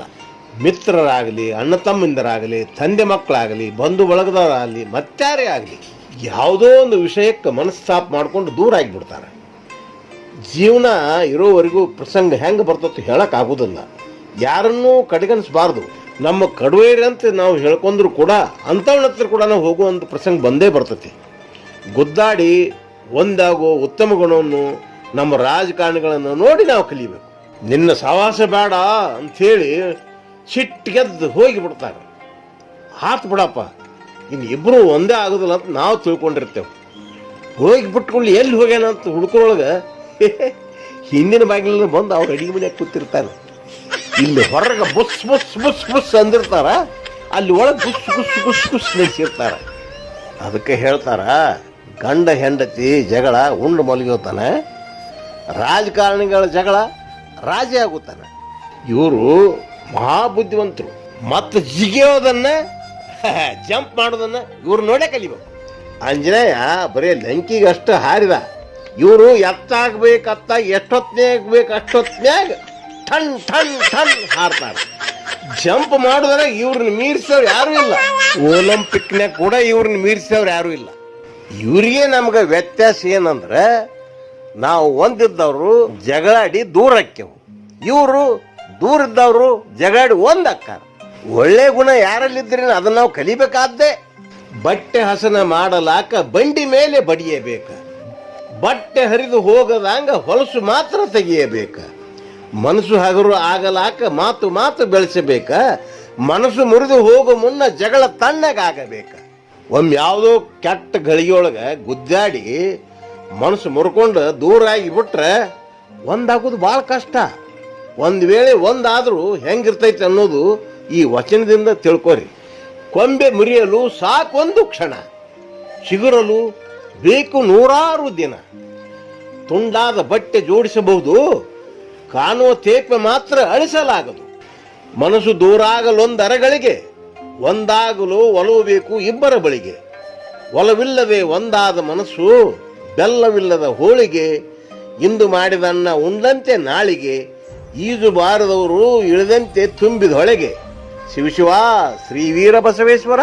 ಒಂದಾದರ ಜೀವನ ಎಷ್ಟು ಚಂದ ಇರ್ತೈತಿ ನೋಡ್ರಿ. ಆದ್ರೆ ಇನ್ನೊಂದು ಮಾತು, ಗುದ್ದಾಡಕ್ಕೆ ಬ್ಯಾಡ ಅನ್ನೋದಲ್ಲ, ಗುದ್ದಾಡಿ ಮನಸ್ಸು ಹಗರ ಮಾಡ್ಕೊರಿ. ಆದ್ರೆ ಗುದ್ದಾಡಿ ಒಬ್ರಿಗೊಬ್ರು ದೂರ ಆಗಿಬೇಡ್ರಿ. ಹೆಂಡತಿ ಹೆಣ್ಣು ನಡೆದ ಕೂಡಲೇ ಬಾಯಿ ಬಂದಂಗೆ ಬೈತಾವ ಬುದ್ಧಿಂದು. ನೀ ಇನ್ನೂ ಒಂದು ಹೆಣ್ಣು ನಡೆದ್ರೆ ಆಯ್ತು, ನಿನ್ನೆ ಬಿಟ್ಟು ಇನ್ನೊಂದು ಬೇರೆ ಮದುವೆ ಮಾಡ್ಕೋತೀನಿ ಅಂತಾರ. ಇಂಥವ್ರಿಗೆ ನಾನು ಕೇಳ್ತೀನಿ, ಲೇ ಹುಚ್ಚ, ನಿನ್ನಲ್ಲೇ ಗಂಡು ಹುಟ್ಸು ತಾಕತ್ತಿದ್ರೆ ನಿನ್ನ ಹೆಂಡ್ತ್ಯಾಕ ಹೆಣ್ಣು ನಡೀತಿದ್ಲು ಅಂತ ಕೇಳ್ತೀನಿ. ನೀನು ಗಂಡಸು ಅಥವಾ ಗಂಡು ಹಸು? ಒಬ್ಬೊಬ್ಬರಿಗೆ ಎಲ್ಲದಕ್ಕೂ ಹೆಂಡ್ತಿನ ಬೈಯೋ ಚಾಳಿ. ಅಡಿಗೆ ಹೆಂಗೆ ಮಾಡ್ಯಾಳ ನೋಡು, ಉಪ್ಪಿಲ್ಲ, ಹೊಳಿ ಇಲ್ಲ, ಕಾರಿಲ್ಲ. ಅಲ್ಲಪ್ಪ ಶಾನೆ, ನೀನು ಸೊಸೈಟಿ ಅಕ್ಕಿ ತಂದು ಹಾಕಿ ಸೋನಾ ಮಸೂರಿ ಅನ್ನ ಮಾಡಂದ್ರೆ ಹೆಂಗೆ ಮಾಡ್ತಾಳೋ? ನೀನೇ ಸರಿಯಾಗಿ ಏನು ತಂದು ಹಾಕೋದಿಲ್ಲ ಅಂದ ಮೇಲೆ ಇದ್ದದ್ದು ತಿಂದು ಒಟ ಒಟ ಅನ್ನಂಗೆ ಸುಮ್ಮ ಕುಂತ್ಕೋ. ಇನ್ನೂ ನೋಡ್ಬೇಕು ನೀವು, ದೇವರು ಹೆಣ್ಣು ಗಂಡು ಎರಡೂ ಕೊಟ್ಟಿರ್ತಾನೆ. ಅವೆರಡರಾಗ ಭೇದ ಭಾವ ಮಾಡೋದು. ಮೊದಲೇದು ಹೆಣ್ಣು ಆದ್ರಂತೆ ಹಾಗೆ ಹೋಯ್ತು, ಎರಡನೇದು ಹುಟ್ಟಿದ ಗಂಡಿನ ಎತ್ಕೊಳಕ್ಕ, ಅದನ್ನು ಆ ಚಾಕ್ರಿ ಮಾಡಕ್ಕ, ಅದನ್ನು ಮೈ ತೊಳ್ಯಾಕ, ಇದಕ್ಕೆ ಸರಿ ಹೋಗತ್ತ ಹೆಣ್ಣು. ಅದರ ಪಜಿತ್ ನೋಡಬಾರ್ದು. ಆ ಹುಡುಗತ್ರ ಆ ಹುಡುಗಿನ ಬೆಳೆದು ತಮ್ಮ ಬರ್ತತ್ತೆ ನೋಡಕ್ ಬರ್ತಾನೆ. ತಾಳ್ಮೆ ಅನ್ನೋದನ್ನ ಹೆಣ್ಣು ಚಿಕ್ಕಂದಿನಿಂದಲೇ ಮೈಗಿಡಿಸ್ಕೊಂಡು ಬಿಡ್ತತಿ. ಹೆಣ್ಣಂದ್ರೆ ಅಷ್ಟು ತಾತ್ಸಾರ. ನಿನ್ನ ಹಡೆದ ತಾಯಿ ಹೆಣ್ಣು, ಕೈ ಹಿಡಿದ ಮಡದ ಹೆಣ್ಣು, ಕುಡಿಯೋ ಜಲ ಹೆಣ್ಣು, ನಡೆಯೋ ನೆಲ ಹೆಣ್ಣು, ಅನ್ನ ಕೊಡೋ ಅನ್ನಪೂರ್ಣೇಶ್ವರಿಯೂ ಹೆಣ್ಣು. ಮತ್ತ್ಯಾಕ್ ಬೇಡಾತೋ ನಿನಗ ಮಗಳಂಬ ಹೆಣ್ಣು? ಗಂಡು ಹೆಣ್ಣು ಎರಡೂ ನಮ್ಮ ಮಕ್ಕಳೇ. ಆದರೂ ಗಂಡು ಎಂಥ ದಡ್ಡಿದ್ರು ಅದನ್ನು ಶಾಲಿ ಓದಿಸಿ ಶಾಣೆಲ್ ಮಾಡ್ಬೇಕು ಅನ್ನೋದು. ಹೆಣ್ಣು ಎಷ್ಟೇ ಹುಷಾರಿದ್ರು ಅದನ್ನು ಶಾಲೆ ಬಿಡಿಸ್ಬಿಡೋದು. ಕೊಟ್ಟ ಮನೆಗೆ ಹೋಗೋದು ಇದಕ್ಯಾಕೆ ಶಾಲಿ ಅಂತ ತಾತ್ಸಾರದ ಮಾತಾಡೋದು. ಹೆಣ್ಣು ಗಂಡು ಇವೆರಡು ನಮ್ಮ ಎರಡು ಕಣ್ಣು. ತಾರತಮ್ಯ ಮಾಡಬಾರ್ದು. ಯಾಕೆ ಮಾಡಬಾರ್ದು ಅನ್ನೋದಕ್ಕೆ ಈ ನನ್ನ ರಚನೆಯ ವಚನ ಕೇಳ್ರಿ. ಹೆಣ್ಣು ಗಂಡೆಂಬ ಮಕ್ಕಳೆರಡು ಕಣ್ಣಂತೆ, ವಿದ್ಯೆ ಕಲಿಸಿರಿ ತಾರತಮ್ಯವಿಲ್ಲದಂತೆ. ಕಣ್ಣೆರಡು ಸರಿ ಇದ್ದ ಮುಖ ಕಮಲದಂತೆ, ಬಾಲೇನು ಶಾಲೆಗೆ ಕಳುಹಿಸದವರು ತಮ್ಮದೊಂದು ಕಣ್ಣಿಗೆ ಸುಣ್ಣವಿಟ್ಟುಕೊಂಡಂತೆ. ಕುಡದನಾಳ ಶ್ರೀ ವೀರಬಸವೇಶ್ವರ ನಮ್ಮ ದೇಶವನ್ನಾಳಿ ಇತಿಹಾಸದ ಪುಟಗಳಲ್ಲಿ ಅಚ್ಚಳಿಯದೆ ಉಳಿದು ಪ್ರಪಂಚದ ದಿಟ್ಟ ಮಹಿಳೆ ಎಂದೆನಿಸಿಕೊಂಡು ಪಾತಕಿಗಳು ಹಾರಿಸಿದ 18 ಗುಂಡುಗಳ ನೋವು ನುಂಗಿ ಕೊನೆ ಉಸಿರೆಳೆದ ದಿವಂಗತ ಇಂದಿರಾ ಗಾಂಧಿಯೂ ಹೆಣ್ಣೆಂಬುದು ಗೊತ್ತಿರಲಿ. ಮಂದಿರ್ ಮಜೀದ್ ಚರ್ಚ್ಗಳೆಲ್ಲ ಮಾನವ ಧರ್ಮವ ತಿಳಿಸುವುದಕ್ಕೆಲ್ಲ, ಕಾದಾಡಿ ಸಾಯಲು ಖಂಡಿತವಲ್ಲ. ಈ ಪಂಚಮಹಾಭೂತಗಳೆಲ್ಲ ಇವು ಯಾವ ಧರ್ಮದ ಸ್ವತ್ತಲ್ಲ. ಹಿಂದೂ, ಮುಸ್ಲಿಂ, ಕ್ರೈಸ್ತರನ್ನೆಲ್ಲ ಸತ್ತಾಗ ಮುಚ್ಚುವುದು ಇದೇ ಮಣ್ಣಲ್ಲ. ಜಾತಿಗೆ ಜಗಳ ಮಾಡೋರೆಲ್ಲ ಹುಚ್ಚರೆಂಬುದು ಸುಳ್ಳಲ್ಲ.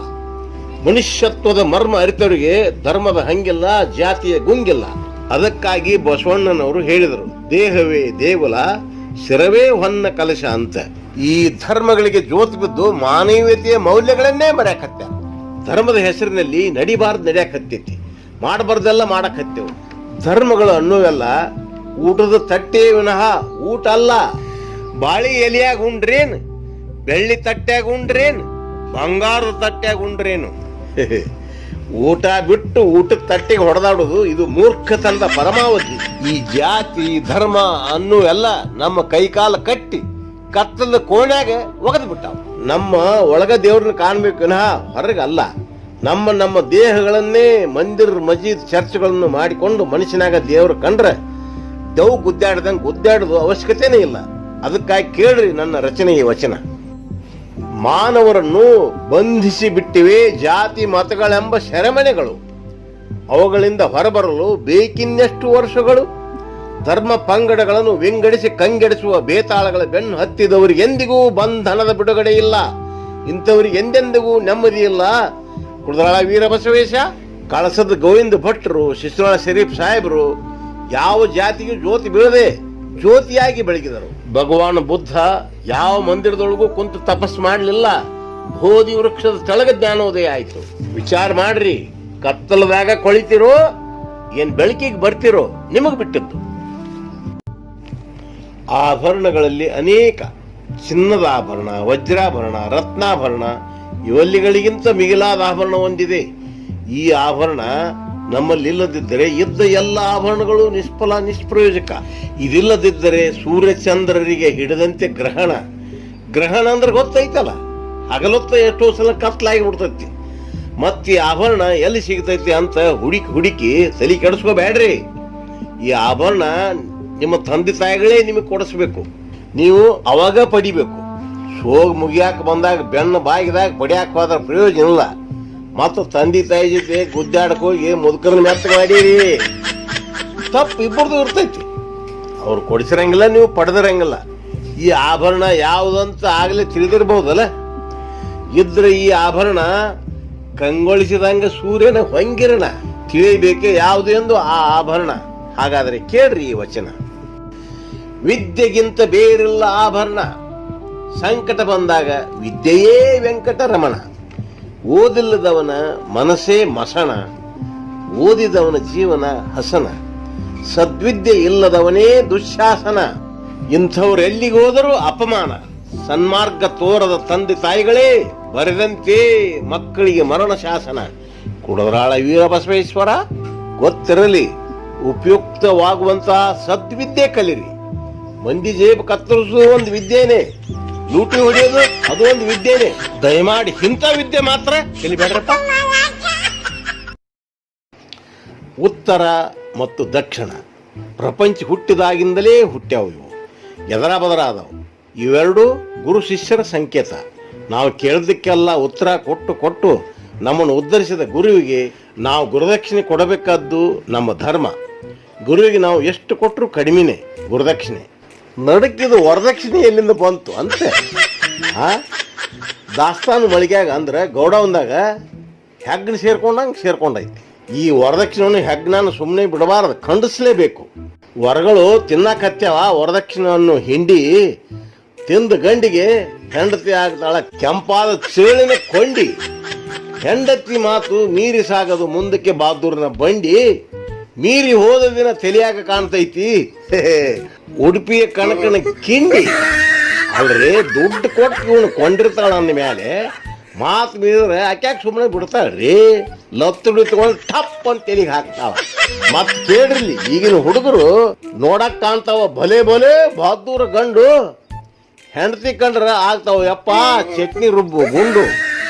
ಹೊರಗಳ ಮುಂದೆ ಇಡ್ಲೇಬೇಡ್ರಿ ವರದಕ್ಷಿಣೆ ಹಾಕುವ ಹುಂಡಿ, ತಿಂದ ಗಂಡಿಗೆ ಹೆಂಡತಿ ಕಂಡ್ರ ಕೈಕಾಲು ನಡಗುವ ಥಂಡಿ. ಈಗಿನ ಹುಡುಗಿಯರಿಗೆ ಗಂಡ ಅಂದ್ರೆ ಲೆಕ್ಕನೇ ಇಲ್ಲ, ಹೆಂಡತಿ ಇರ್ತಾವ ಚಂಡಿ, ಮಾತು ಮಾತಿಗೆ ತಿವಿದು ಬಾಸಿ ಬಿಡ್ತಾರ ಗಂಡನ ಸೊಂಡಿ.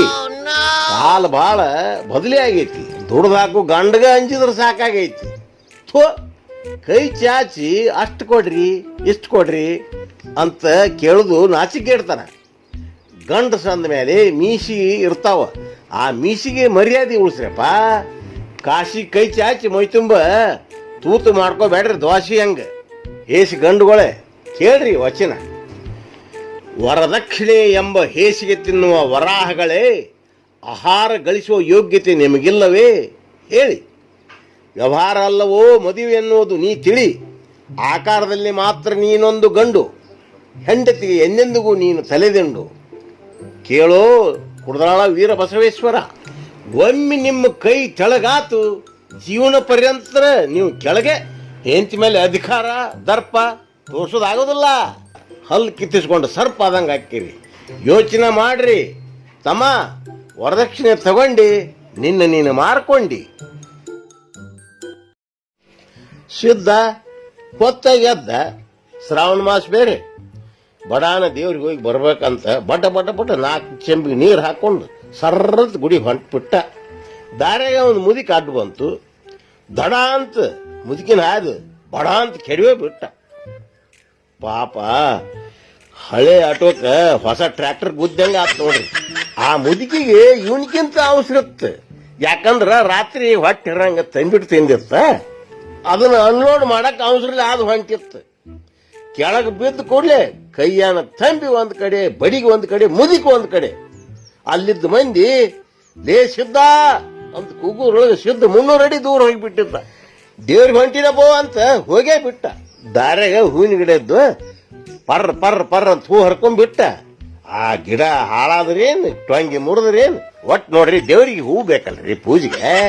ಗುಡಿಗೆ ಬಂದು ನೋಡ್ತಾನ ಸಿದ್ಧನ ಸಿಟ್ಟು ಸರ್ರ ನೆತ್ತಿಗೇರಿ ಬಿಡ್ತೀವಿ. ಅಲ್ಲರಿ ಪಾಪ ದೇವ್ರಿಗಂತ ಬಂದಾನ, ಆ ನಾಯಿ ಲೊತ ದೇವ್ರ ನೆಕ್ಕೈತೈತಿ ನೋಡ್ರಿ. ಅದ್ರದ್ದು ತಪ್ಪಿಲ್ಲ, ಯಾವನೋ ಒಬ್ಬ ಬಂದು ದೇವ್ರ ತಲೆ ಮೇಲೆ ಗಿಣದ ಹಾಲು ಹಾಕಿ ಹೋಗ್ಬಿಟ್ಟಾನ, ಮತ್ತ ಅದು ನೆಕ್ಕೈತೈತಿ. ಸಿದ್ಧ ಬರು ತಡ ಆಗಿದ್ರೆ ನೆಕ್ಕುದಷ್ಟ ಅಲ್ಲ, ಕಾಲಿಕ್ಕೆ ಅಭಿಷೇಕನ ಮಾಡೋದ ಮಗಂದ. ಸಿದ್ಧ ಅದ ಸಿಟ್ನ್ಯಾಗ ಒಂದು ಬಡಿಗೆ ತಗೊಂಡ ನಾಯಿ ನಡಕ್ ಹಾಕೇ ಬಿಟ್ಟ. ಹಾಕಿದ್ಕೊಳ್ಳಿ ಕೊಯ್ಯ ಅಂತ ಓಡಿ ಹೋತು. ಪಾಪ ದೇವ್ರ ನಾಯಿ ನೆಕ್ತಂದ್ಮೇಲೆ ಸಿಟ್ಟು ಯಾರಿಗೆ ಬರೋದಿಲ್ಲ ನೀವ ಹೇಳ್ರಿ. ಮತ್ತ ಪೂಜೆ ಮಾಡಕ್ಕಂತ ದೀಪ ಹಚ್ಚಿದ, ಗಾಳಿತ್ತು ದೀಪ ಆರ್ಬಿಡ್ತಿ, ಮತ್ತ ಹಚ್ಚಿದ, ಮತ್ತ ದೀಪ ಗಾಳಿಗೆ ಆರ್ಬಿಡ್ತಿ. ಇದಕ್ಕೇನ್ ಮಾಡಬೇಕ ಅಂತ ಯೋಚನೆ ಮಾಡಿದ. ಅಲ್ಲೊಂದು ಬಕೆಟ್ ಹತ್ರಿ ಹಳೇದು, ಆ ಬಕೆಟ್ ದೀಪದ ಮೇಲೆ ಬಾರ್ಲಾಕ್ಬಿಟ್ಟ. ಮತ್ತ ದೇವರಿಗೆ ಧೂಪಾನು ಹಾಕಿದ. ಹೊಗಿ ಯಾ ನಮನಿ ಮುಚ್ತೇಂತೀರಿ ನೀವು. ಆ ಹೊಗ್ಯಾಗ ಕೆಂಪ್ಕೊಂತ ವಟ ಪಿಟಿ ಏನೇನು ಮಂತ್ರ ಅನ್ನಕ್ ಹಚ್ಚಿದ. ಮತ್ತ ಕಿವಿ ಗಡಚಿಕ್ಕುವಂಗ ಢಣ ಅಂತ ಗಂಟಿನೂ ಬಾರ್ಸಕ್ ಹಚ್ಚಿದ. ಆ ಗಂಟಿ ಶಬ್ದಕ್ಕ ಗುಡಿ ಮುಂದ 8 ಎಮ್ಮಿ ನಿಂತಿದ್ದುರೆ, ಆ ಎಮ್ಮಿ ಬೇರೆ ಓಡೇ ಹೋಗ್ಬಿಟ್ರಿ ದಿಕ್ಕಿಗೊಂದು. ಅಂತೂ ದೇವ್ರ ಪೂಜೆ ಮಾಡಿ ವಾಪಸ್ ಬಂದ. ಆ ದಾರ್ಯಾಗ ಮುದುಕಿನ ಕೆಡಿ ಹೋಗಿದ್ದಲ್ಲ ಅಲ್ಲಿಗೆ ಬಂದ. ಪಾಪ ಬಿದ್ದೇಟಿಗೆ ಆ ಮುದುಕಿ ಕಾಲ ಮುರಿದಿತ್ತು. ಆ ಮುದುಕಿ ಮನೆಯವರು ಅಲ್ಲಿ ಬಂದು ನಿಂತಿದ್ರು. ಗುಡಿಯಾಗ ದೇವರಿಗೆ ಸಿದ್ಧ ಪೂಜೆ ಮಾಡಿದ, ಸಿದ್ಧಗಿಲ್ಲ ದಾರ್ಯಾಗ ಅವ್ರು ಪೂಜೆ ಮಾಡಿದ ಮುದುಕಿ ಕಡೆ ಅವರು. ಮತ್ತ ಕಾಲ ಮುರಿದಕ್ಕ ದಂಡನು ಕಟ್ಟಿಸ್ಕೊಂಡ್ರು. ನನಗನಿಸ್ತೈತಿ ನಾಯಿ ಬಡದ ಶಾಪ ನಿಮಗ ತಟ್ಟಿರ್ಬಹುದು, ಮತ್ತು ಪೂಜೆ ಮಾಡಿದ ಪುಣ್ಯ ಎಲ್ಲಿ ಹೋತು ನೀವೇ ಯೋಚನೆ ಮಾಡಿ. ಯಾವ ದೇವ್ರನ್ನ ನಂಬಬೇಕು, ಹೆಂಗ ಪೂಜೆ ಮಾಡಬೇಕು ಆಗ ಕೇಳ್ರಿ ವಚನ. ದುಡಿಮೆ ಎಂಬ ದೇವರ ಪೂಜಿಸು, ನಿನ್ನ ನಗುಮಗದ ತಾವರೆ ಹೂ ಮುಡಿಸು, ಆರದ ಅರಿವಿನ ಜ್ಯೋತಿ ಬೆಳಗಿಸು, ಗಂಟೆಯ ನಾಚಿಗೆ ಸರಿಸು, ಗಂಟಲಿನಿಂದ ಭರವಸೆ ಮಾತು ಉದುರಿಸು, ಗುಣಗುಣ ಮಂತ್ರಗಳ ಧಿಕ್ಕರಿಸು, ಮಾತಿನಲ್ಲಿ ಸದುವಿನಯದ ನುಡಿಗಳ ಬೆರೆಸು, ಬಡವ ದೀನ ದಲಿತರ ಕಣ್ಣೀರೊರೆಸು, ನಿರ್ಮಲವಾಗಿರಲಿ ನಿನ್ನ ಮನಸ್ಸು, ಈಡೇರುವು ನಿನ್ನ ಎಲ್ಲ ಹೊಂಗನಸು. ಇಂಥ ಪೂಜೆಗೆ ಮೀಸಲಿರಲಿ ನಿನ್ನ ಮನಸ್ಸು, ನೀನಿದ್ದಡೆ ಕೈಲಾಸ ತಂದಿರಿಸುವನು ಕೊಳದರಾಳ ಶ್ರೀ ವೀರ ಬಸವೇಶ. ಮತ್ತೆ ನೀವು ಇಂಥ ಪೂಜೆ ಮಾಡಕ್ಕೋ ಹಿಂಗಾಗಬೇಡ್ರಿ, ಹುಷಾರ. ಅನ್ನದಾಗ ಸಾರು ಮಾಡ್ತಾರಲ್ಲ, ಆ ಸಾರಿನ್ಯಾಗ ನಾನಾ ವಿಧ, ತಿಳಿ ಸಾರು, ಬೇಳೆ ಸಾರು, ಟೊಮೆಟೊ ಸಾರು, ಇವು ಎಲ್ಲವುಗಳಿಗಿಂತ ರುಚಿಯಾದ್ದೇ ಸಂಸಾರ. ಅದಕ್ಕೆ ಎಲ್ಲರೂ ಇದನ್ನು ಬಯಸ್ತಾರೆ. ಸರಿಯಾಗಿದ್ದರೆ ಹೂವಿನ ಹಾರ, ಎಡವಟ್ಟಾದರೆ ಮಹಾಸಾಗರ. ಬಹುತೇಕ 12ನೇ ಶತಮಾನದ ಶರಣರೆಲ್ಲ ಸಂಸಾರಿಗಳಾಗಿಯೇ ಸದ್ಗತಿ ಪಡೆದರು. ಎಲ್ಲ ಸರಿಯಾಗಿದ್ದರೆ ಮಾತ್ರ ಭಾಳ ಚಂದ ಸಂಸಾರ. ಏರುಪರಾದ್ರೆ ಬಲು ಭಾರ, ಪೂರ್ತಿ ಕೆಟ್ಟಂದ್ರೆ ಕತಿನ ಸಂಸಾರ. ಕುಣಿದು ಕುಣಿದು ಸಂಸಾರ ಬೇಲ್ಯಾಗ ಬಿದ್ದೆಲ್ಲೋ ಮೂಡ, ಮುಳ್ಳು ಚುಚ್ಚಿ ಅಳುವಾಗ ಜನ ನಗತಾರ ನೋಡ. ಏನೇನು ಕನಸು ಕಾಣುತ್ತ ತಾಳಿಯ ಕಟ್ಟಿದೀನಿ ನಂದು, ನೂರಾರು ಚಿಂತೆ ಮಾಡುತ್ತ ಮೂಲ್ಯಾಗ ಕುಂತಿ ಯಾಕಿಂದು. 10 ಜನ ಸೇರಿ ಹೋರಿಯ ಕೆಡಿವಿ ಹಾಕ್ತಾರ ಮುಗದಾನ, ಬಂದು ಬಳಗ ಸೇರಿ ವಾಲಗ ಊದಿಸಿ ಮಾಡ್ತಾರ ಮದುವೆನ. ಸುಖ ಎಂಬುದು ಮಿಂಚು ಹೊಡೆದಂತೆ ಕ್ಷಣಿಕವನಿ ಕಾಣ. ಹುಡುಗ ಮದುವೆ ವಯಸ್ಸಿಗೆ ಬಂದಾನು ಅಂತ ತಿಳ್ಕೊಳ್ಳೋದು ಹೆಂಗಪ್ಪ ಅಂದ್ರೆ, ಒಂದು ಕಡೆ ಸುಮ್ಮನೆ ಕುಂದ್ರಂಗಿಲ್ಲ, ನಿಂದ್ರಂಗಿಲ್ಲ, ಸುಮ್ಮನೆ ಸಿಳು ಹೊಡೆಯೋದು. ಹೈ ಜಂಪು ಲಾಂಗ್ ಜಂಪು ಶುರು ಮಾಡ್ತಾವೆ. ಹೈ ಜಂಪ್ ಅಂದ್ರೆ ತಿಳಿತಿಲ್ರಿ, ಬೇಲಿ ಹಾರೋದು, ಗಾಡಿ ಹಾರೋದು, ಮತ್ತು ಮೋಟ್ರ್ ಬೈಕ್ ಜೋರು ಬಿಡೋದು, ಸುಮ್ಮನೆ ಹಾರು ಹೊಡಿಯೋದು, ಟಕಮಕ ಅತ್ತಾಗಿತ್ತಾಗ ನೋಡು, ಸುಮ್ಮನೆ ಹಲ್ಲು ಕಿಸೋದು. ಇವೆಲ್ಲ ಶುರು ಮಾಡಿದ್ರೆ ಹುಡುಗ ಮದುವೆ ಮಾಡಬೇಕು, ಇವ ಮದುವೆಗೆ ಬಂದಾನಂತ ಅರ್ಥ. ಮಾಯೆ ಎಂಥವ್ರನ್ನು ಬಿಟ್ಟಿಲ್ಲ. ಅದಕ್ಕೆ ಹೇಳ್ಯಾರಿ, ಮಾಯೆ ಏನಂದು ಹೇಳಲಿ ನಿನ್ನಾಟ, ಹರಿಹರ ಬ್ರಹ್ಮರಿಗೂ ತಪ್ಪಿಲ್ಲ ನಿನ್ನ ಕಾಟ. ಹೊಸ್ದಾಗಿ ಮದುವೆ ಆದಾಗ ಒಂದು ಮಗು ಆಗುತ್ತಾನ ಬಲು ಜೋರು, ಆಮೇಲೆ ಶುರು ನೋಡ್ರಿ ಬೇಜಾರ. ಅವಾಗ ಅನ್ಸಕತ್ತೈತಿ, ಆಳ ಎರಿಯದೆ ನೀರಿಗಿಳಿದೆನು, ಈಜಲಾರದೆ ಮುಳುಗುತ್ತಿರುವೆನು, ರಕ್ಷಿಸುವೆಯೋ ಶಿಕ್ಷಿಸುವೆಯೋ ನೋಡು ತಂದೆ, ಸಂಸಾರ ಮೆಚ್ಚಿ ನಾನಿಂದು ಬಹಳ ನೊಂದೆ. ಇನ್ನು ಮುಂದೆ ಕೇಳ್ರಿ, ಮಕ್ಕಳ ಕೈ ಬಂದ ಮೇಲೆ ಅವ್ರಿಗೆ ಮದುವೆ ಮಾಡ್ತಾನೆ, ಅವಾಗೊಂದು ನಮೂನಿ ಆಟ ಶುರು ಆಕೈತಿ. ಇವಾಗ ಮುಪ್ಪನು ಶುರು ಆಗಿರ್ತತೆ, ಮಕ್ಕಳು ಗುದ್ದಾಡಕತ್ತವ. ನಿನ್ನ ಮುಪ್ಪಲಿ ಮಕ್ಕಳ ಕಾದಾಟ, ಮತ್ತೆ ಸೊಸೆಯರ ಚೀರಾಟ. ಮನೆಯಾಗ ಶುರು ಆಯಿತು ಬೈಲಾಟ, ಬಂದಿತ್ತು ನನಗೆ ಪಿಕಲಾಟ. ಅವಾಗ ಬುದ್ಧಿ ಬರ್ತತ್, ಮತ್ತೆ ಬಂದ್ರೆ ಏನು ಪ್ರಯೋಜನ? ಅವಾಗ ಅನಿಸ್ತತಿ, ಹೆಂಡತಿ ಜೊತೆಯೆಂದು ಹೇಸಿ ನಾನು ತಿಳಿದೆನು, ಮೃತ್ಯು ಬಂದು ಕರೆಯಲು ಅವಳು ಬಿಟ್ಟು ನಡೆವೆನು. ಮಕ್ಕಳೆಲ್ಲ ನನ್ನವೆಂದು ಮನದಿ ಮೊದವ ಹೊಂದಿದೆ, ಬೊಗಸಿ ಮಣ್ಣು ಹಾಕಿದೊಡನೆ ಅವರಾರೋ ನಾನಾರೋ. ಮನೆಯು ನನಗೆ ಸ್ಥಿರವೆಂದು ಕುಣಿದು ಕಟ್ಟಿಸಿದೆ, 3 ಮೊಳದ ಕುಣಿಯೇ ಕೊನೆಗೆ ಗತಿಯೆಂದು ಅರಿಯದೆ. ಇಳ್ಕೋತ ಬಂದಂಗೆಲ್ಲ ತಿಳ್ಕೋತ ಹೊಕ್ಕತ್ತೆ. ಸೋಗ ಮುಗಿದ ಮೇಲೆ ಬುದ್ಧಿ ಬರೋದು, ಬೆಳಕಾದ್ಮೇಲೆ ನಿದ್ದೆ ಬರೋದು ಒಂದೇ. ಸಾವು ಸನೇಕ್ ಬಂದಂಗೆಲ್ಲ ಎಲ್ಲ ಅರ್ಥಕತಿ. ಸಂಸಾರ ಅನ್ನೋದು ಸಸಾರ ಅಲ್ಲ, ಇದು ಬಲೆ ಖಾರ ಅಂತ. ಇರುತನ ನಿನ್ನ ಭೀತಿ, ಎಲ್ಲರೂ ನಿನ್ನ ಮ್ಯಾಲೆ ಪ್ರೀತಿ.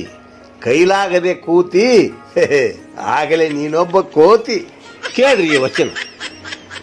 ಕುರಿ ಮೇಷೋನ ಕುರಿಯ ಮೇಲಿನ ಪ್ರೀತಿ ನಿಜವೇನು? ಬಲಿತ ನಂತರ ಕಟುಕನಿಗೆ ಕೊಡದಿರುವನೇನು? ಹೆಂಡತಿ ಮಕ್ಕಳ ಪ್ರೀತಿ ಇದರಂತೆಂಬುದನ್ನು ಮನಗಾನು.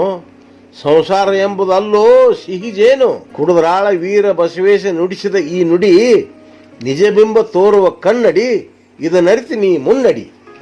ಕುರಿಯಾಗಿ ಹುಟ್ಟಿದ ಮೇಲೆ ಕೊಯ್ಸ್ಕೊಳಕ್ ಅಂಜಿದ್ರೆ ಹೆಂಗೆ? ಬೀಳುವಾಗ ಬೀಳಬಾರ್ದು, ಬಿದ್ದ ಮೇಲೆ ನೆರಳಬಾರ್ದು.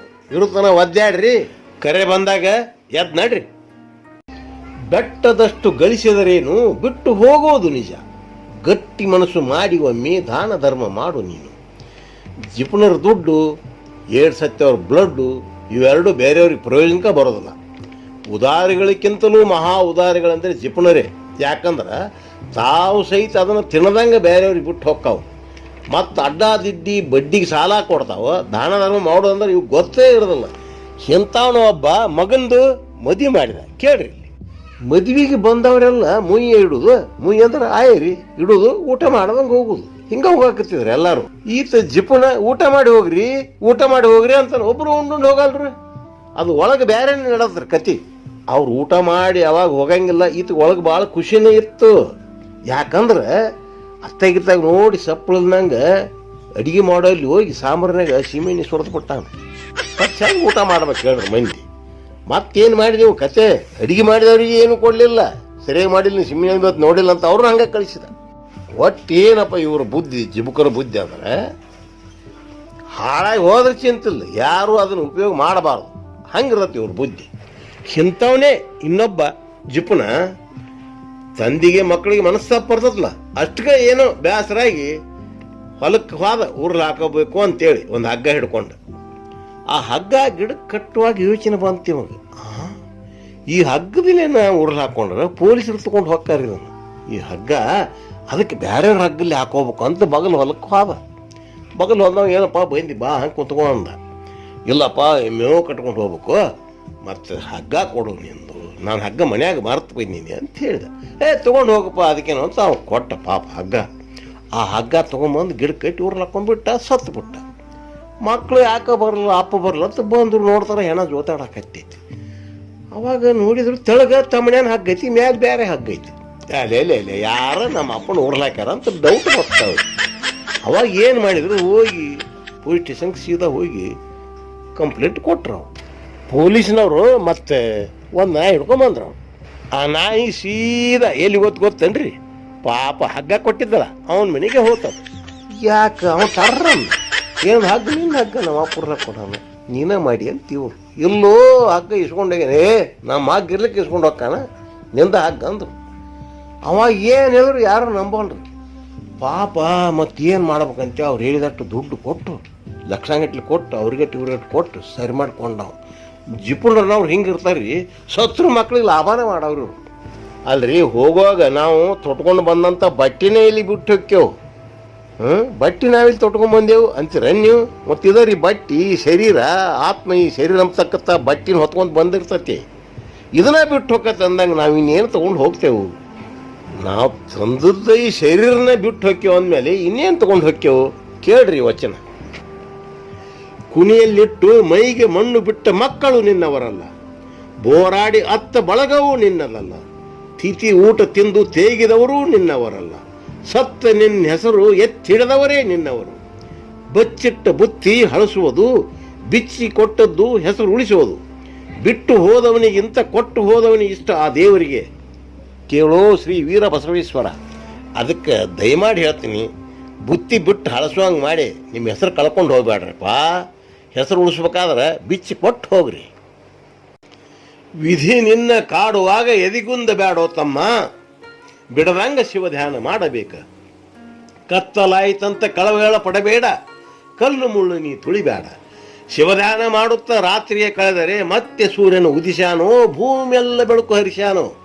ವಿಧಿ ನಮ್ಗೆ ಕೆಟ್ಟದ್ದು ಮಾಡಿ ನಾವು ಗಟ್ಟಿದೇವೋ ಇಲ್ಲಂತ ಪರೀಕ್ಷೆ ಮಾಡ್ತಾನೆ. ಭಯಂಕರ ಗುಡುಗು ಸಿಡಿಲು ಬಿರುಗಾಳಿ ಬಂತಂದ್ರೆ ಹೆದರಿ ಎದೆ ಹೊಡ್ಕೊಂಡು ಸಾಯಬಾರದು, ಖುಷಿ ಪಟ್ಕೊಂಡು ಕುಣಿದಾಡ್ಬೇಕು. ಯಾಕಂದ್ರೆ ಗುಡುಗು ಸಿಡಿಲುಗಳು ಮುಂಬರುವ ಮಳೆಯ ಸೂಚನೆ. ಧಾರಾಕಾರವಾಗಿ ಬೀಳುವ ಮಳೆ, ತುಂಬಿ ಹರಿಯುವ ಹೊಳೆ, ಭೂತಾಯಿ ಮಡಿಲಲ್ಲಿ ಕಂಗೊಳಿಸುವ ಹಸಿರು ಪೈರಿನ ಕಳೆ, ಇವುಗಳನ್ನೆಲ್ಲ ಕಾಣುವ ಕನಸು ಕಾಣ್ಕೊಂತ ಮನಸ್ಸು ಗಟ್ಟಿ ಮಾಡ್ಕೋಬೇಕು. ಮನುಷ್ಯ ಆಸೆ ಇಟ್ಕೊಂಡು ಬದುಕಬೇಕು. ಒಬ್ಬೊಬ್ರು ಹೆಂಗಿರ್ತಾರಂದ್ರೆ ದಡ್ ದಡ್ ದಡ್ ದಡಲ್ ಅಂತ ಸಿಡ್ಲು ಹೊಡಿತಂದ್ರೆ ಒಂದು ಗಿಡ ಅಲ್ಲಿ ದಗ ದಗ ದಗ ಹಸಿರು ಗಿಡ ಉರಿಯಾಕತ್ತದ.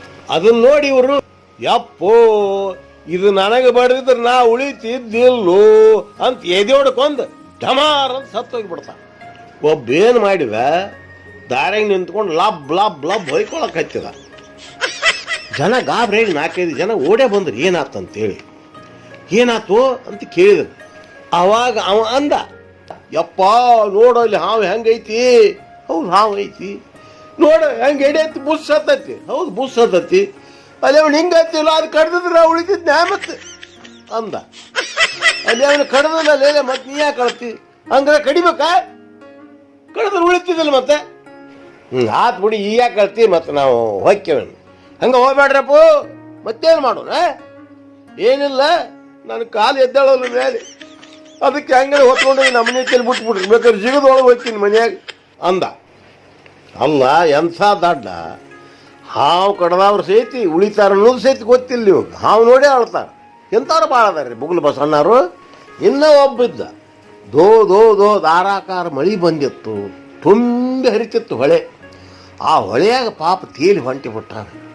ಏನು ಹಿಡ್ಕೊಳಕ್ಕೆ ಆಧಾರ ಸೈತಿಲ್ಲ, ನಡವಳ್ಯಾಗ ಅದಾನ. ಅವಂದ ನಾನು ಸಾಯುದಂತಿ ಗ್ಯಾರಂಟಿ. ಸಾಯ್ತೀನಿ, ಈ ಹೊಳಿ ಸಮುದ್ರಕ್ಕೆ ಸೇರ್ತೈತೆ ಅಂತಾರೆ. ಹೆಂಗಳೆ ತೇಲಿಗೆ ಆ ಸಮುದ್ರ ನೋಡೇನೆ ಸಾಯ್ಬೇಕು, ಯಾಕಂದ್ರೆ ನಾನು ಚಿಕ್ಕಂದಿಂದ ಸಮುದ್ರ ನೋಡಿಲ್ಲ ಅಂತ ಖುಷಿಯಿಂದ ತೇಲ್ತದ ತಾವು ಸಾಯ್ತೀನಿ ಅನ್ನೋದು ಲೆಕ್ಕಲ್ಲ ನಂಗೆ. ಇಂಥವ್ರು ಅದ. ಹಿಂಗಾಗಿ ಅವ ಹೋದ 2 ಕಿಲೋಮೀಟ್ರ್ ದೂರ ಹೋದ ಮೇಲೆ ಒಂದು ಕೊರಡು ತೇಲಿ ಬಂತು. ಅದನ್ನ ಹಿಡ್ಕೊಂಡು ಆ ದಡ ಸೇರಿಸೇ ಬಿಡ್ತಿ. ಅದಕ್ಕೆ ಹೇಳುದ್ರಿ, ಧೈರ್ಯ ಇದ್ದವಾಗ ದಾರಿ ಸಿಗ್ತೈತಿ ಅಂತ. ಕೇಳ್ರಿ ನನ್ನ ರಚನೆ ಈ ವಚನ. ಆಕಾಶಕ್ಕೆ ತೂರಿದರೆ ಹಕ್ಕಿಯಾಗಿ ಹಾರುವವನ, ಸಮುದ್ರಕ್ಕೆ ಜಾರಿದರೆ ತಿಮಿಂಗಲಾಗಿ ಈಜುವವನ, ಭೂಮಿಗೆ ತುಳಿದರೆ ಮಳೆತು ಮರವಾಗುವವನ, ಸುಟ್ಟರೆ ಶ್ರೀಗಂಧದ ಪರಿಮಳ ಬೀರುವವನ, ಕಂಡು ಪೆಟ್ಟು ಕೊಡೋ ವಿಧಿ ದಿಕ್ಕೆಟ್ಟು ಓಡುವನು. ಶಿವಶಿವ ಕುಡದಲಾಳ ವೀರ ಬಸವೇಶ್ವರ. ಒಂದು ವೇಳೆ ಇಂಥ ಪ್ರಸಂಗ ನಿಮಗ ಬಂದ್ರೆ ನೀವೇನು ಮಾಡ್ತೀರಿ? ಹೆದರಿ ಹೆಣ ಹಾಕಿರೋ ಧೈರ್ಯ ತಗೊಂಡ ದಡ ಸೇರ್ತಾರೋ? ಆಗಸ್ಟ್ 15ರ ಈ ಸ್ವಾತಂತ್ರ್ಯ ದಿನಾಚರಣೆಯಂದು ಈ ಒಂದು ಮಾತು ಹೇಳಲೇಬೇಕು. ಸ್ವಾತಂತ್ರ್ಯ ಪೂರ್ವದಲ್ಲಿ ನಾವೇನು ಕನಸು ಕಂಡಿದ್ದೆವೋ ಅವೆಲ್ಲ ನುಚ್ಚು ನೂರಾಗಿ ಹೋಗ್ಯಾವ. ಈಗಿರೋದು ಬ್ರಿಟಿಷ್ ಸರ್ಕಾರ ಅಲ್ಲ, ಸ್ವತಂತ್ರ ಭಾರತದ ನಮ್ಮದೇ ಸರ್ಕಾರ. ನಮ್ಮದೇ ಸರ್ಕಾರದಿಂದ ನಮ್ಮೆಲ್ಲರಿಗೂ ನೆಮ್ಮದಿ ಸಿಗಬೇಕಾಗಿತ್ತು. ಯಾಕೆ ಸಿಗಲಿಲ್ಲ? ನಾವೇ ಆಯ್ಕೆ ಮಾಡಿದ ನಮ್ಮನ್ನಾಳುವ ಸರ್ಕಾರಕ್ಕೆ ನಮ್ಮ ಬಡ ಕುಟುಂಬದ ಅಕ್ಕ ತಂಗಿಯರ ಅಳಿವಿನ ಧ್ವನಿ ಕೇಳುತ್ತಿಲ್ಲ. ಕುಡಿತಕ್ಕೆ ಬಲಿಯಾದವರ ಕುಟುಂಬಗಳು ಬೀದಿ ಪಾಲಾಗಿ ಭಿಕ್ಷೆ ಬೀಡುವ ಹಂತಕ್ಕೆ ತಲುಪಿವೆ. ಕಾರಣ, ಕುಡಿತಕ್ಕೆ ಸ್ವಾತಂತ್ರ್ಯ ಸಿಕ್ತು. ಸರ್ಕಾರ ನಡೆಯುವುದೇ ಕುಡಿತದ ಹಣದಿಂದ ಅಂತ ಹೇಳುವ ಮಟ್ಟಕ್ಕೆ ಬಂದಿದೆ. ಮುಂದಿನ ದಿನಗಳಲ್ಲಿ ಬರುವ ಸರ್ಕಾರಗಳು ದುಡ್ಡಿನ ಸಲುವಾಗಿ ಎಂತೆಂಥ ಅವ್ಯವಹಾರಗಳಿಗೆ ಪರವಾನಗಿ ಕೊಡುತ್ತವೆಯೋ ದೇವರಿಗೆ ಗೊತ್ತು. ಅಧಿಕಾರದ ಗದ್ದಿಗೆ ಏರಲು ಗುದ್ದಾಡುವವರಿಗೆ ಜನಪರ ಕಾಳಜಿ ಎಲ್ಲಿಂದ ಬರಬೇಕು? ಸ್ವಚ್ಛ ಸರ್ಕಾರಗಳಲ್ಲಿವು ಸ್ವೇಚ್ಛಾ ಸರ್ಕಾರಗಳು. ನಮ್ಮ ದೇಶಕ್ಕೆ ಸಿಕ್ಕಿದ್ದು ಸ್ವತಂತ್ರವೋ ಸ್ವತಂತ್ರವೋ ತಿಳಿಯದಾಗಿದೆ. ಜನಗಳು ರೆಕ್ಕೆ ಕಿತ್ತಿದ ಹಕ್ಕಿ ಆದಂಗಾಗ್ಯಾರ. ಸರ್ಕಾರ ಕೊಡೋ ಭಾಗ್ಯಗಳಿಗಾಗಿ ಕೈ ಚಾಚಿ ಬಾಯಿ ತೆರೆದು ಕುಂತ್ಕೋಬೇಕು. ಸ್ವಚ್ಛಂದವಾಗಿ ಹಾರಾಡಿ ಮೇದು ಬರಲು ಹಕ್ಕಿಗೆ ರೆಕ್ಕೆಗಳು ಬೇಕು. ಅದು ರೆಕ್ಕಿನೇ ಇಲ್ಲ ಅಂದಮೇಲೆ ಹಾಕಿದ್ದು ತಿಂದು ಬಿದ್ದಿರಬೇಕು. ಸ್ವತಂತ್ರವಾಗಿ ಬದುಕಲು ಉದ್ಯೋಗ ಕೊಡೋದು ಬಿಟ್ಟು ಊಟ ಕೊಟ್ಟರೆ ಅವ್ರು ಹಾಕಿದ್ದನ್ನು ತಿಂದು ತಿರುಗಬೇಕು ವಿನಃ ನಾವು ಬಯಸಿದ್ದನ್ನು ತಿನ್ನಕ್ಕಾಗೋದಿಲ್ಲ. ಕಾಲು ಮುರಿದು ಕೂಳು ಹಾಕೋರನ್ನ ಬೈಬೇಕು, ಭಲೆ ಅನ್ಬೇಕು. ಇನ್ನು ರೈತ ಈತ ಸ್ವಲ್ಪ ಆದ್ರೆ ಮರ್ಯಾದೆ ಐತ್ಯಾ? ರೈತನೇ ದೇಶದ ಬೆನ್ನೆಲುಬು ಅಂತ ದೊಡ್ಡದಾಗಿ ಹೇಳೋದು. ಹೇಳಿ ಹೇಳಿ ಹೇಳಿ ಇವನು ಬೆನ್ನಾಗಿನ ಎಲ್ಲವೆಲ್ಲ ಕಿತ್ತಿಬಿಟ್ಟಾರ. ಈತಗೆ ಬರೀ ಸಬ್ಸಿಡಿ ಆಸೆ. ಈತ ಬೆಳೆದ ಬೆಳೆಗೆ ಒಳ್ಳೆ ರೇಟು ಸಿಗುವಂತೆ ಮಾಡಿದರೆ ನೆಮ್ಮದಿಯಿಂದ ಬದುಕಬಹುದು. ಅದನ್ನು ಮಾಡಂಗಿಲ್ಲ. ಕಣ್ಣು ಕಿತ್ತಿ ಕೈ ಹಿಡ್ಕೊಂಡು ತಿರುಗಾಡೋದು ದೊಡ್ಡ ಉಪಕಾರ ಇದೆ. ಒಟ್ಟು ನಮ್ಮನ್ನು ಆಳುವ ಸರ್ಕಾರ ಎಂಥವು ಇರ್ತಾವಂದ್ರೆ ರೆಕ್ಕಿ ಕಿತ್ತಿ ಕಾಳು ಹಾಕೋದು, ಕಾಲು ಮುರಿದು ಹೊತ್ಕೊಂಡು ತಿರುಗಾಡೋದು, ಕಣ್ಣು ಕಿತ್ತಿ ಕೈ ಹಿಡ್ಕೊಂಡು ತಿರುಗಾಡೋದು. ಮತ್ತೆ ಮೇಲೆ ಕಣ್ಣಿಲ್ಲಾರಿ ಕೈ ಕಾಲಿಲ್ಲಾರಿ ನಾವು ಎಷ್ಟು ಸಹಾಯ ಮಾಡ್ತೇವೆ ಅಂತ ಹೇಳೋದು. ದಕ್ಷ ಅಧಿಕಾರಿಗಳು ತುಂಬಿದ ಹೊಳ್ಯಾಗ ಎದುರು ಈಸಿದಂಗೆ ಆಕತಿ. ಇವ್ರಿಗೆ ಏನಿಲ್ಲ, ಮೇಲಿನ ಮೇಲೆ ಟ್ರಾನ್ಸ್ಫರ್ ಎತ್ತಂಗಡಿ ಮಾಡಿದ್ದೆ. ಮತ್ತು ತಮ್ಮ ಬಾಲ ಬಡಕ ಅಧಿಕಾರಿಗಳಿಗೆ ಎಲ್ಲಿಲ್ಲದ ಮರ್ಯಾದೆ. ಟ್ರಾನ್ಸ್ಫರ್ ಅನ್ನೋದೇ ಇರೋದಿಲ್ಲ. ಎಲ್ಲಿದ್ದಲ್ಲಿ ಬೇರೆ ಬಿಟ್ಕೊಂಡು ನಿವೃತ್ತಿ ಆಗೋರಿಗೆ ಅಲ್ಲೇ ಇರ್ತಾರೆ. ಈ ಅಧಿಕಾರಿಗಳು ಹೇಗಿರ್ತಾರ, ಏನು ಮಾಡ್ತಾರ ಅನ್ನೋದು ಈ ವಚನ ಹೇಳ್ತೀನಿ ಕೇಳ್ರಿ. ಅಧಿಕಾರಿಗಳೆಂಬುವರು ಅಧಿಕ ಆಹಾರಿಗಳಾಗಿ ಹರು, ಅಧಿಕ ಖಾರವಾಗಿ ವರ್ತಿಸುತ್ತಿಹರು. ಅದಕ್ಕಾಗಿ ಮದಕರಿ ಕಬ್ಬು ಮುರಿದಂತೆ ಜನರ ಮುರಿಯುವರು. ಆಧಾರ ಸ್ತಂಭ ಇವರಿಗೆ ಸರ್ಕಾರ ಅಲ್ಲವೇನೋ? ಭೂಮಿಗೆ ಭಾರವಾದ ಇವರ ಬೇರು ಸಡಿಲಿಸುವವರು ಯಾರೋ? ಶಿವಶಿವ ಶ್ರೀ ವೀರ ಬಸವೇಶ್ವರ. ಇಷ್ಟೆಲ್ಲ ಆದರೂ ನಮ್ಮನ್ನು ಜೀವಂತವಾಗಿ ಬಿಟ್ಟಿದ್ಯಾತಕ್ಕೆ? ಮತ ಹಾಕಕ್ಕೆ ನೀವೇ ಹೇಳಿ. ಸ್ವತಂತ್ರ ಭಾರತದ ನಮ್ಮನ್ನು ಆಳುವ ಸರ್ಕಾರಗಳು ಅಥವಾ ಅಳಿಸುವ ಸರ್ಕಾರಗಳು? ಮಾಡಬ್ಯಾಡ್ರ ಸುಮ್ಮನೆ ಮಡಿ ಹುಡಿ, ಸ್ವಚ್ಛವಾಗಿರಲಿ ನಿಮ್ಮ ನಡೆ ನುಡಿ. ಹಡೆದಾಗ ಅಂತಾರಲ್ಲೋ ಮೈಲಿಗೆ, ಆ ಹೊಲಸಿನಿಂದ ಬಂದೆವಲ್ಲೋ ಬೈಲಿಗೆ. ಮುಡಿಚಟ್ಟು ಬರೋದಲ್ಲೋ ಸತ್ತಲ್ಲಿ, ಬರದೈತ ದಾರಿ ಬಿಟ್ಟು ನಡೆದಲ್ಲಿ. ಒಳ್ಳೆತನ ಬ್ಯಾಡ್ರೋ ಬರೀ ಮಾತಲ್ಲಿ, ತೋರಿಸ್ಬೇಕು ನಾವು ಮಾಡೋ ಕೆಲಸದಲ್ಲಿ. ಮಡಿ ಅಂತ ಮುಣುಗ್ತಾರ ಹೊಳಿಯಾಗ, ಮನುಷ್ಯ ಮಾತ್ರ ನೀರು ತುಂಬು ಹುಡುಗಿ ಮ್ಯಾಗ. ಮೈ ತೊಳೆದ್ರೆ ಹೋಗುದಿಲ್ಲ ಮೈಲಿಗೆ, ಮೊಗದಾನ ಹಾಕಬೇಕು ಮನಸ್ಸಿಗೆ. ಬೆಲ್ಲದಂತ ಮಾತು ಬಾಯಿಗೆ ಬರ್ತಾವಲ್ಲ, ಹಾವು ಚೂಳು ಮನುಷ್ಯನಾಗ ಇರ್ತಾವಲ್ಲ. ಅಬ್ಬಬ್ಬಬ್ಬಬ್ಬ ಏನು ಮಡಿ ಹುಡೀರಿ, ನನ್ನ ಮುಟ್ಟು ಮಾಡ್ರಿ, ರತ್ತಾಗ ನಡ್ರಿ, ಇತ್ತಾಗ ನಡ್ರಿ, ಸರಿ ರತ್ತಾಗತ್ತೆ ಹೇಳಿ ಕಪ್ಪಿ ಜಿಗಿದಂಗೆ ಟಣ್ಣ ಜಿಗಿತಾವ, ಧಣ್ಣಂತ ಹಾರ್ತಾವ. ತುಪ್ಪದ ಗೊತ್ತಿಲ್ಲ ಬಿದ್ದು ಮೈಯೆಲ್ಲ ಹೊಲಸು ಮಾಡ್ಕೊಂಡು ಶೂದ್ರ ಮುಂಡ್ಯರೇ ಮುಂಜಾನೆ ನಿನ್ನ ಮುಖ ನೋಡಿ ಗೊತ್ತಿಲ್ಲ ಬೀಳಂಗಾಯ್ತು ಅಂತ ಮತ್ತೆ ಅವ್ರನ್ನ ಬೈತಾರೆ. ನನಗೆ ಅನಿಸ್ತೈತಿ ಎಲ್ಲರೂ ಶೂದ್ರರಿಂದ ಜನಿಸಿದವ್ರೆ. ಯಾಕಂತ ಕೇಳ್ರಿ, ಚತುರ್ವರ್ಣಗಳು ಅಂದರೆ ಬ್ರಾಹ್ಮಣ, ಕ್ಷತ್ರಿಯ, ವೈಶ್ಯ, ಶೂದ್ರ, ಇವು ನಮ್ಮ ದೇಹದೊಳಗೆ ಅದಾವು. ಈ 4 ಬುದ್ಧಿಶಕ್ತಿ ಇರು ಶಿರವೇ ಬ್ರಾಹ್ಮಣ, ವಕ್ಷಸ್ಥಲ ಅಂದರೆ ಎದೆ, ಇದೇ ಕ್ಷತ್ರಿಯ. ಎದೆಗಾರಿಕೆ ಐತಿ ಪೈ ಮನುಷ್ಯಗೆ ಅಂತಾರಲ್ಲ. ಇನ್ನು ಈ ಉದರ ಅಂದ್ರೆ ಹೊಟ್ಟೆ, ವ್ಯಾಪಾರ ವಹಿವಾಟ ಮಾಡಿ ಹೊಟ್ಟೆ ತುಂಬಿಸ್ಕೊಳ್ಳೋದು, ಇದೇ ವೈಶ್ಯ. ಇನ್ನು ಶೂದ್ರ ಅಂದ್ರೆ ನಮ್ಮ ದೇಹದೊಳಗೆ ಎಲ್ಲಿ ಐತಿ? ನಮ್ಮ ದೇಹದ ಕಟಿ ಅಂದರೆ ನಡು, ಟೊಂಕ, ಈ ಕೆಳಗಿನ ಭಾಗವೆಲ್ಲ ಶೂದ್ರ ಸ್ಥಾನ. ಇದು ನಮ್ಮಲ್ಲಿರೋ ಹೊಲಸನ್ನು ಹೊರಗೆ ಹಾಕಿ ಶುದ್ಧ ಮಾಡುವ ಕಾಯಕ ಇದರದು. ಈ ಶೂದ್ರ ಅನ್ನೋ ಹಂಗೇನದಲ್ಲ, ಇದು ಕೆಲಸ ಸರಿಯಾಗಿ ಮಾಡದಿದ್ರೆ ಈ 3 ಅಂದ್ರೆ ಬ್ರಾಹ್ಮಣ, ಕ್ಷತ್ರಿಯ, ವೈಶ್ಯ, ಇವ್ರ ಕತಿ ಮುಗದಂಗೆ. ಈ ಕೆಳಗಿನ ಭಾಗಕ್ಕೆ ಜನನಾಂಗ ಅಂತಾರೆ. ಇಡೀ ವಿಶ್ವದ ಮನುಕುಲವೆಲ್ಲ ಜನಿಸಿದ್ದು ಈ ಸ್ಥಾನದಿಂದಲೇ, ಅಂದ್ರೆ ಶೂದ್ರ ಸ್ಥಾನದಿಂದ. ಕ್ಷುದ್ರದಿಂದ ಜನಿಸಿದವರೆಲ್ಲರೂ ಶೂದ್ರವೇ. ದಂಬಾಚಾರಕ್ಕೆ ಮತ್ತ್ಯಾಕೆ ಮಾಡ್ತೀರಿ ಮಡಿ ಹುಡೇ? ಕೇಳ್ರಿಲ್ಲಿ ನನ್ನ ರಚನೆ ಈ ವಚನ. ಶಿರವೇ ಬ್ರಾಹ್ಮಣ, ವಕ್ಷಸ್ಥಲವೇ ಕ್ಷತ್ರಿಯ, ಉದರವೇ ವೈಶ್ಯ, ಕಟಿಯೇ ಶೂದ್ರ. ಛಿದ್ರದಿಂದ ಜನಿಸಿದವರೆಲ್ಲರೂ ಶೂದ್ರರೇ. ಉತ್ತಮರನ್ನು ಮತ್ತೇರಿಸಿಕೊಂಡವರಿಗೆ ಏಕೆ ತಿಳಿಯಲಿಲ್ಲ? ಮೇಲು ಕೀಳೆಂಬ ಮಾತೇ ಇಲ್ಲ. ಶಿವಶಿವ ಕುಡ್ದಾಳ ಶ್ರೀ ವೀರಬಸವೇಶ್ವರ. ಮತ್ತೆ ಯಾರಾದ್ರೂ ಕಿವ್ಯಾಗಿಂದ, ಮೂಗಿನಾಗಿಂದ, ಕಣ್ಣಾಗಿಂದ ಹುಟ್ಟಿದವ್ರಿದ್ರೆ ಶೂದ್ರನ ಮುಟ್ಟಿಸ್ಕೋಬೇಡ್ರಿ. ಈ ಮಾತು ಖರೆ ಹೌದಲ್ರಿ? ಪ್ರೀತಿ ಅನ್ನೋದು ಬಾಳ ಬೆಳಗೋ ಜ್ಯೋತಿ ಆಗಬೇಕು ವಿನಃ ವನ ಸುಡುವ ಜ್ವಾಲೆ ಆಗಬಾರ್ದು. ಇಂದಿನ ಯುವಕ ಯುವತಿಯರು ಆತುರದ ನಿರ್ಧಾರ ತಗೊಂಡು ಪವಿತ್ರವಾದ ಪ್ರೀತಿಯ ಹೆಸರಿನ ಬಂಗಾರದ ಬಟ್ಟಲಿನಾಗ ಭಯಂಕರ ಕಾಲ್ಕೂಟ ವಿಷ ಹಾಕೊಂಡು ಕುಡ್ಯಾಕ ಹತ್ಯಾರ. ಪ್ರೀತಿಗೆ ಜಾತಿ ಅಡ್ಡ ಬರೋದೇ ಇಲ್ಲ, ನಿಜ. ಬಟ್ಟೆ ಅಂಗಡಿಗೆ ಹೋಗಿ ಒಂದು ಸೀರೆ ತಗೋಬೇಕಾದ್ರೆ ಅಂಗಡಿಯಾಗಿರೋ ಎಲ್ಲ ಬಟ್ಟೆನೂ ನೋಡಿ ಅಲ್ಲಿ ಬೇಯಿಸಿರ್ಲಿಕ್ಕೆ ಇನ್ನೊಂದು ಅಂಗಡಿಗೆ ಹೋಗ್ತೀರಿ, ಅಲ್ಲಿ ಇರ್ಲಿಕ್ಕೆ ಮತ್ತೊಂದು ಅಂಗಡಿಗೆ ಹೋಗ್ತೀರಿ. ಎಲ್ಲಿ ಸರಿಯಾದ ಸಿಕ್ಕ ಮೇಲೆ ಒಪ್ಕೊಂತೀರಿ. ಆದ್ರೆ ಮದುವೆ ವಿಷಯದಾಗ ಯಾಕೆ ಆತುರ ಪಡ್ತೀರಿ? 12ನೇ ಶತಮಾನದಾಗ ಅಣ್ಣ ಬಸವಣ್ಣನವರೇ ವಿಜಾತಿ ವಿವಾಹಕ್ಕೆ ಮುನ್ನುಡಿ ಬರ್ದಾರ ಅಂದ ಮೇಲೆ ನೀವು ಮಾಡೋದು ತಪ್ಪ ಅಂತ ನಾ ಹೇಳಕ್ ತಯಾರಿಲ್ಲ. ಆದ್ರೆ ಹಸಿವೆ ಆಗೈತಿ ಅಂತ ಗಬ ಗಬ ಗಬ ಒಣ ಹುಲ್ಲು ತಿಂದು ಹೊಟ್ಟಿ ಉಬ್ಬಿಸ್ಕೊಳ್ಳೋದು ಹುಮ್ಮತನದ ಮಾತು. ಬಾಯಾರಿಕೆ ಆಗೈತಿ ಅಂತ ಬಸ್ಸಿನ ನೀರು ಕುಡಿಯಕ್ಕೆ ಹೋಗಬಾರ್ದು.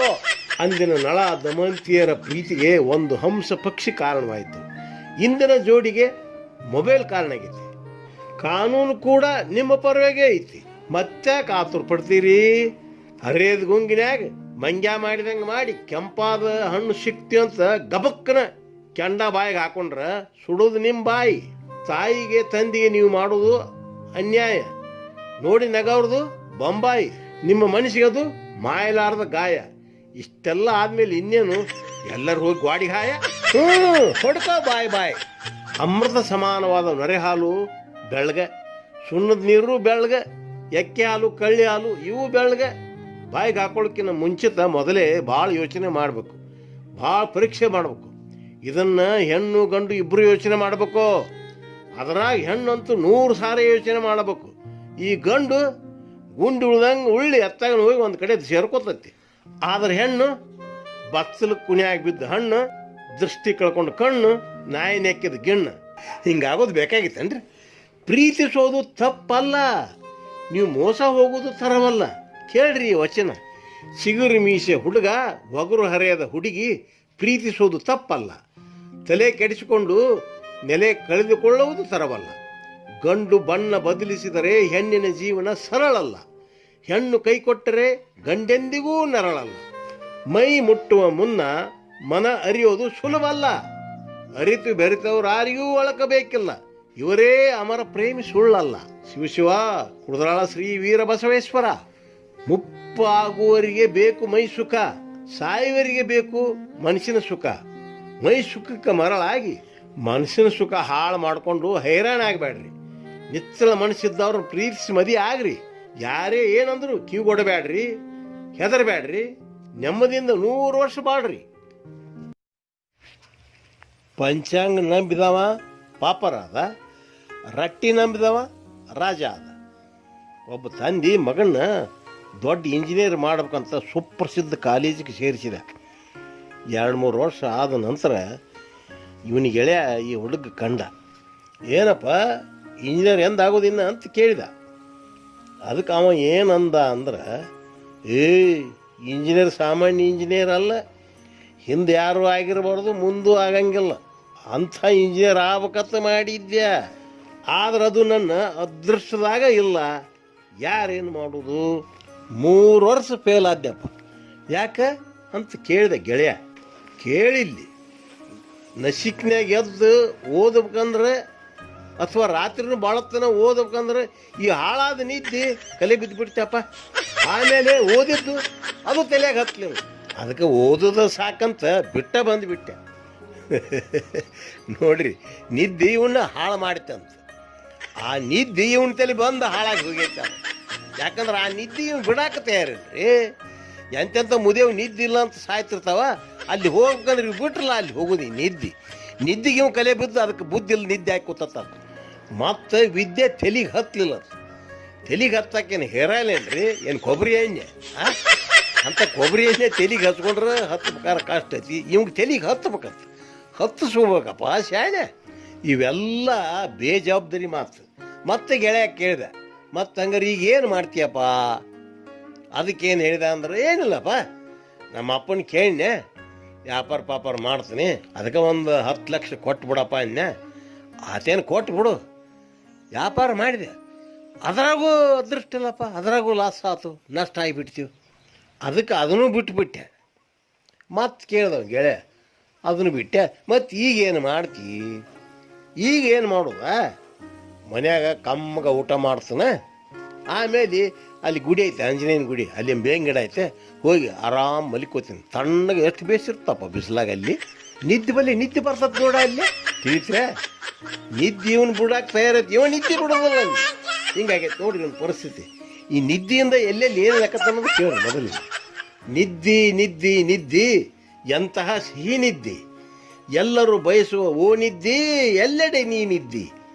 ಹಾಸಿಗೆ ಮೇಲೆ ಮಲಗಿದಾಗ ಬಂದರೆ ಈ ನಿದ್ದೆ, ಕರಿಗಡುಬು ತಿಂದಂಗ ತುಪ್ಪದಾಗ ಅದ್ದಿ.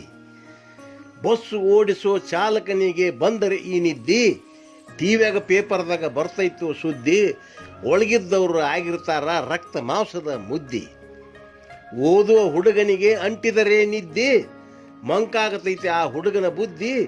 ಜೀವನ ಹಾಳು ಮಾಡಿ ಬಳಿಯಾಕ ಹತ್ತೈತಿ ನದ್ದಿ. ಪರಶುರಾಮನಿಂದ ಕರ್ಣನಿಗೆ ಶಾಪ ಕೊಡಿಸಿದ ನೀತಿ, ಅಭಿಮನ್ಯುವಿಗೆ ಕುತ್ತಾಯಿತು ಅವನ ತಾಯಿಯ ನಿದ್ದಿ. ಯಾರಿಗೂ ಎಂದಿಗೂ ಬರೆದಿರಲಿ ಕುಂಭಕರ್ಣನ ನಿದ್ದಿ. ಅದಕ್ಕೆ ಹೇಳಿ, ವಿದ್ಯಾತುರಾಣಂ ನ ನಿದ್ರಾ ನ ಸುಖಂ. ಸರ್ ಮೋಕ್ಷಗುಂಡಂ ವಿಶ್ವೇಶ್ವರಯ್ಯನವರು ನಿದ್ದೆ ಮಾಡಿದ್ರೆ ಜಗತ್ ಪ್ರಸಿದ್ಧ ಇಂಜಿನಿಯರ್ ಆಗಕ್ಕೆ ಸಾಧ್ಯತೆನ್ರಿ. ವಿಶ್ವದೊಳಗೆ ನಮ್ಮ ಭಾರತದ ಕೀರ್ತಿ ತಂದರು. ಕಷ್ಟ ಬೀಳಲಾರ್ದೆ ಏನೋ ಒಂದು ಸಬೂಬು ಹೇಳ್ಕೊತ ಕುಂತ್ಕೋತಾರೆ. ಈಗ ಮೊದಲು ಏನು ಹೇಳ್ತಿದ್ದೇವಂದ್ರೆ, ನೋಡ್ರಿಯಪ್ಪ ತಂದೆ ತಾಯಿನ ಬೇಸ್ ನೋಡ್ಕೊರಿಯಪ್ಪ, ದುಡ್ದು ಹಾಕ್ರಿ ಅಂತ ಹೇಳ್ತಿದ್ದೆವು. ಈಗ ಹಂಗೆ ಹೇಳಕ್ಕೆ ಬಂದಿಲ್ಲ ಕಾಲ. ಯಪ್ಪ ತಂದೆ ತಾಯಿ ಹಂಗನೆ ಆಲ್ವಿ ಯಪ್ಪ, ನೀವು ದುಡ್ದು ನೀವು ಹೊಟ್ಟಿಗೆ ತಿಂಡ್ರು ಅನ್ನೋ ಕಾಲ ಬಂದತಿ. ಅದು ಸಾಲಿ ಕಲಿಯಾಕಷ್ಟು ತಂದೆ ತಾಯಿ ಕೈಲಿ ದುಡ್ಡು ಹಿಡಿಸ್ತಾರ. ಕಲ್ತು ಬಂದ ಮೇಲೆ ಇಂಥವ್ರು ಓದಿ ಮಂದಿ ಸಾಕಷ್ಟು ಆಗ್ಯಾರ. ನೌಕರಿ ಸಿಗಬೇಕಲ್ರಿ, ಸಿಕ್ಕರೆ ಸರ್ಕಾರಿ ನೌಕರಿನ ಮಾಡಬೇಕು, ಇಲ್ಲ ತಂದ್ರೆ ಉಂಡು ಖಾಲಿ ತಿರುಗಾಡ್ಬೇಕು. ಯಾಕ್ರಿ ಎಲ್ಲನೂ ಹೋಗಿ ಕೂಲಿ ಕೆಲಸ ಮಾಡಕ್ಕೆ ಬರೋದಲ್ಲ. ತಂದೆ ತಾಯಿಗೆ ದುಡ್ದು ಹಾಕೋದು ಹೊತ್ತಟ್ಟಿಗಿರಲಿ, ಅವ್ರನ್ನ ದುಡ್ಡು ಕೇಳ್ತಾರೆ ಮಜಾ ಮಾಡಕ್ಕೆ. ಎಲ್ಲಾನು ಬೇಕು ಇವ್ರಿಗೆ. ದುಡಿದೊಂದು ಬಿಟ್ಟು ಉಡಾಫೆ ಮಾತು ಹೇಳ್ಕೊತ ತಿರುಗಾಡ್ತಾವ. ದುಡಿದಂತೆ ಇಲ್ಲ. ಮತ್ತು ಕಟ್ಟಿ ಕುಂತು ದೊಡ್ಡ ಸುದ್ದಿ ಹೇಳೋದು, ಉದ್ರಿ ಸುದ್ದಿ. ಅದಕ್ಕೆ ಹೇಳ್ಯಾರ, ಕೆಲಸ ಮಾಡದೆ ಕಟ್ಟಿಗೆ ಕುಂತು ಕಾಲ ಕಳಿಯಬ್ಯಾಡು, ತಮ್ಮ ಮೋಜು ಮಾಡಬ್ಯಾಡು. ರಣಹೇಡಿಯಾಗಿ ಋಣಗಳ ತಿಂದು ಬದುಕುವುದು ಬ್ಯಾಡೋ ತಮ್ಮ ಮೈಯ ಬೆಳೆಸಬ್ಯಾಡೋ. ಚೌಡಿಕಿ ಹಿಡಿದು ತಿರುವ ಜೋಗಮ್ಮ ನಿನಕ್ಕಿಂತ ಪಾಡೋ ತಮ್ಮ ನಿನಕ್ಕಿಂತ ಪಾಡೋ. ಅತ್ತಾಗ ಮನಿಗೆ ಮಗ ಆಗಲಿಲ್ಲ, ಇತ್ತ ಕುಣಿಗೆ ಹೆಣ ಆಗಲಿಲ್ಲ, ದುಡಿದು ಸಂಪಾದಿಸಿ ತರೋ ಮಗನ ಆಗಲಿಲ್ಲ, ಅಥವಾ ಕೂಲಿನ ಮಾಡೋದಿಲ್ಲ. ಯಾಕಂದ್ರೆ ಸಣ್ಣ ಕೆಲಸ ಮಾಡೋ ಕೂಲಿ ಮಾಡೋದಕ್ಕೆ ಇವ್ರಿಗೆ ಭಾಳ ಅಸಹ್ಯ ಕಾಣ್ತತ್ರಿ. ತಾವು ಓದಿರೋ ತಟ್ಟಗೆ ದೊಡ್ಡ ಡಿಸಿನ ಆಗ್ಬೇಕಂತಾರೆ ತಲೆಯಾಗ. ಇದು ಹೆಂಗೆ ಸಾಧ್ಯ ಅಂತ ಹೇಳ್ರಿ ನೋಡೋಣ. ಪ್ರಯತ್ನ ಇದ್ರೆ ಎಲ್ಲ ಆಗತ್ತೆ, ಪ್ರಯತ್ನ ಇಲ್ಲದೆ ಎಲ್ಲನೂ ಆಗ್ಬೇಕಂತಾರೆ.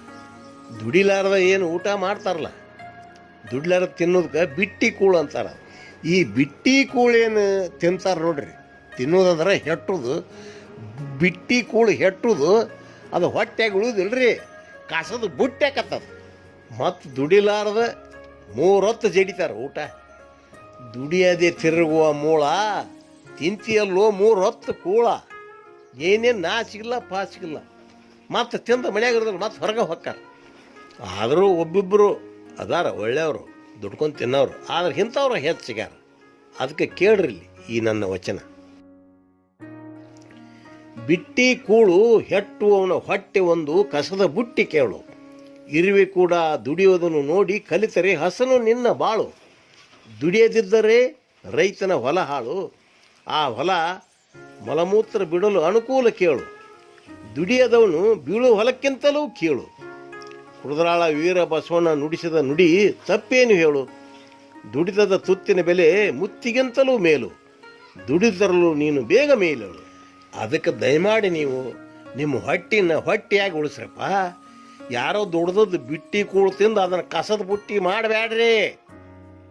ಚಿನ್ನದ ನಾಡಿನ ಗಂಧದ ಗೂಡಿನ ಕನ್ನಡದ ಹೆಮ್ಮೆಯ ನನ್ನ ನಲ್ಮೆಯ ಬಂಧುಗಳೇ, ಶ್ರಾವಣ ಮಾಸದ 1 ತಿಂಗಳು ನನ್ನ ಪ್ರವಚನದ ವಿಡಿಯೋಗಳನ್ನು ಅವಲೋಕಿಸಿ ಆನಂದಿಸಿ ನನ್ನನ್ನು ಪ್ರೋತ್ಸಾಹಿಸಿದ ಪೂಜ್ಯ ಮಠಾಧೀಶರು ಹಾಗೂ ಶರಣೆಯರು ಮತ್ತು ಹೊರ ರಾಜ್ಯದವರು, ಹೊರ ದೇಶದಲ್ಲಿರುವವರು, ನನಗೆ ಅಭಿನಂದನೆಯ ಮಹಾಪೂರವನ್ನೇ ಹರಿಸಿ ಪ್ರೋತ್ಸಾಹಿಸಿದ ಸಮಸ್ತರಿಗೂ ನಾನು ಚಿರಋಣಿ. ವರದಕ್ಷಿಣೆಯ ವಿಷಯಕ್ಕೆ ಹೇಳಿದ ನನ್ನ ಪ್ರವಚನ ಆಲಿಸಿ ಅನೇಕ ಯುವಕರು ಮುಕ್ತ ಕಂಠದಿಂದ ನಾವು ವರದಕ್ಷಿಣೆಯನ್ನು ನಿರಾಕರಿಸುತ್ತೇವೆ ಎಂದು ಘಂಟಾಘೋಷವಾಗಿ ಹೇಳಿದರು. ಇದು ನನಗೆ ಹಿಡಿಸಲಾರದಷ್ಟು ಸಂತೋಷವಾಗಿದೆ.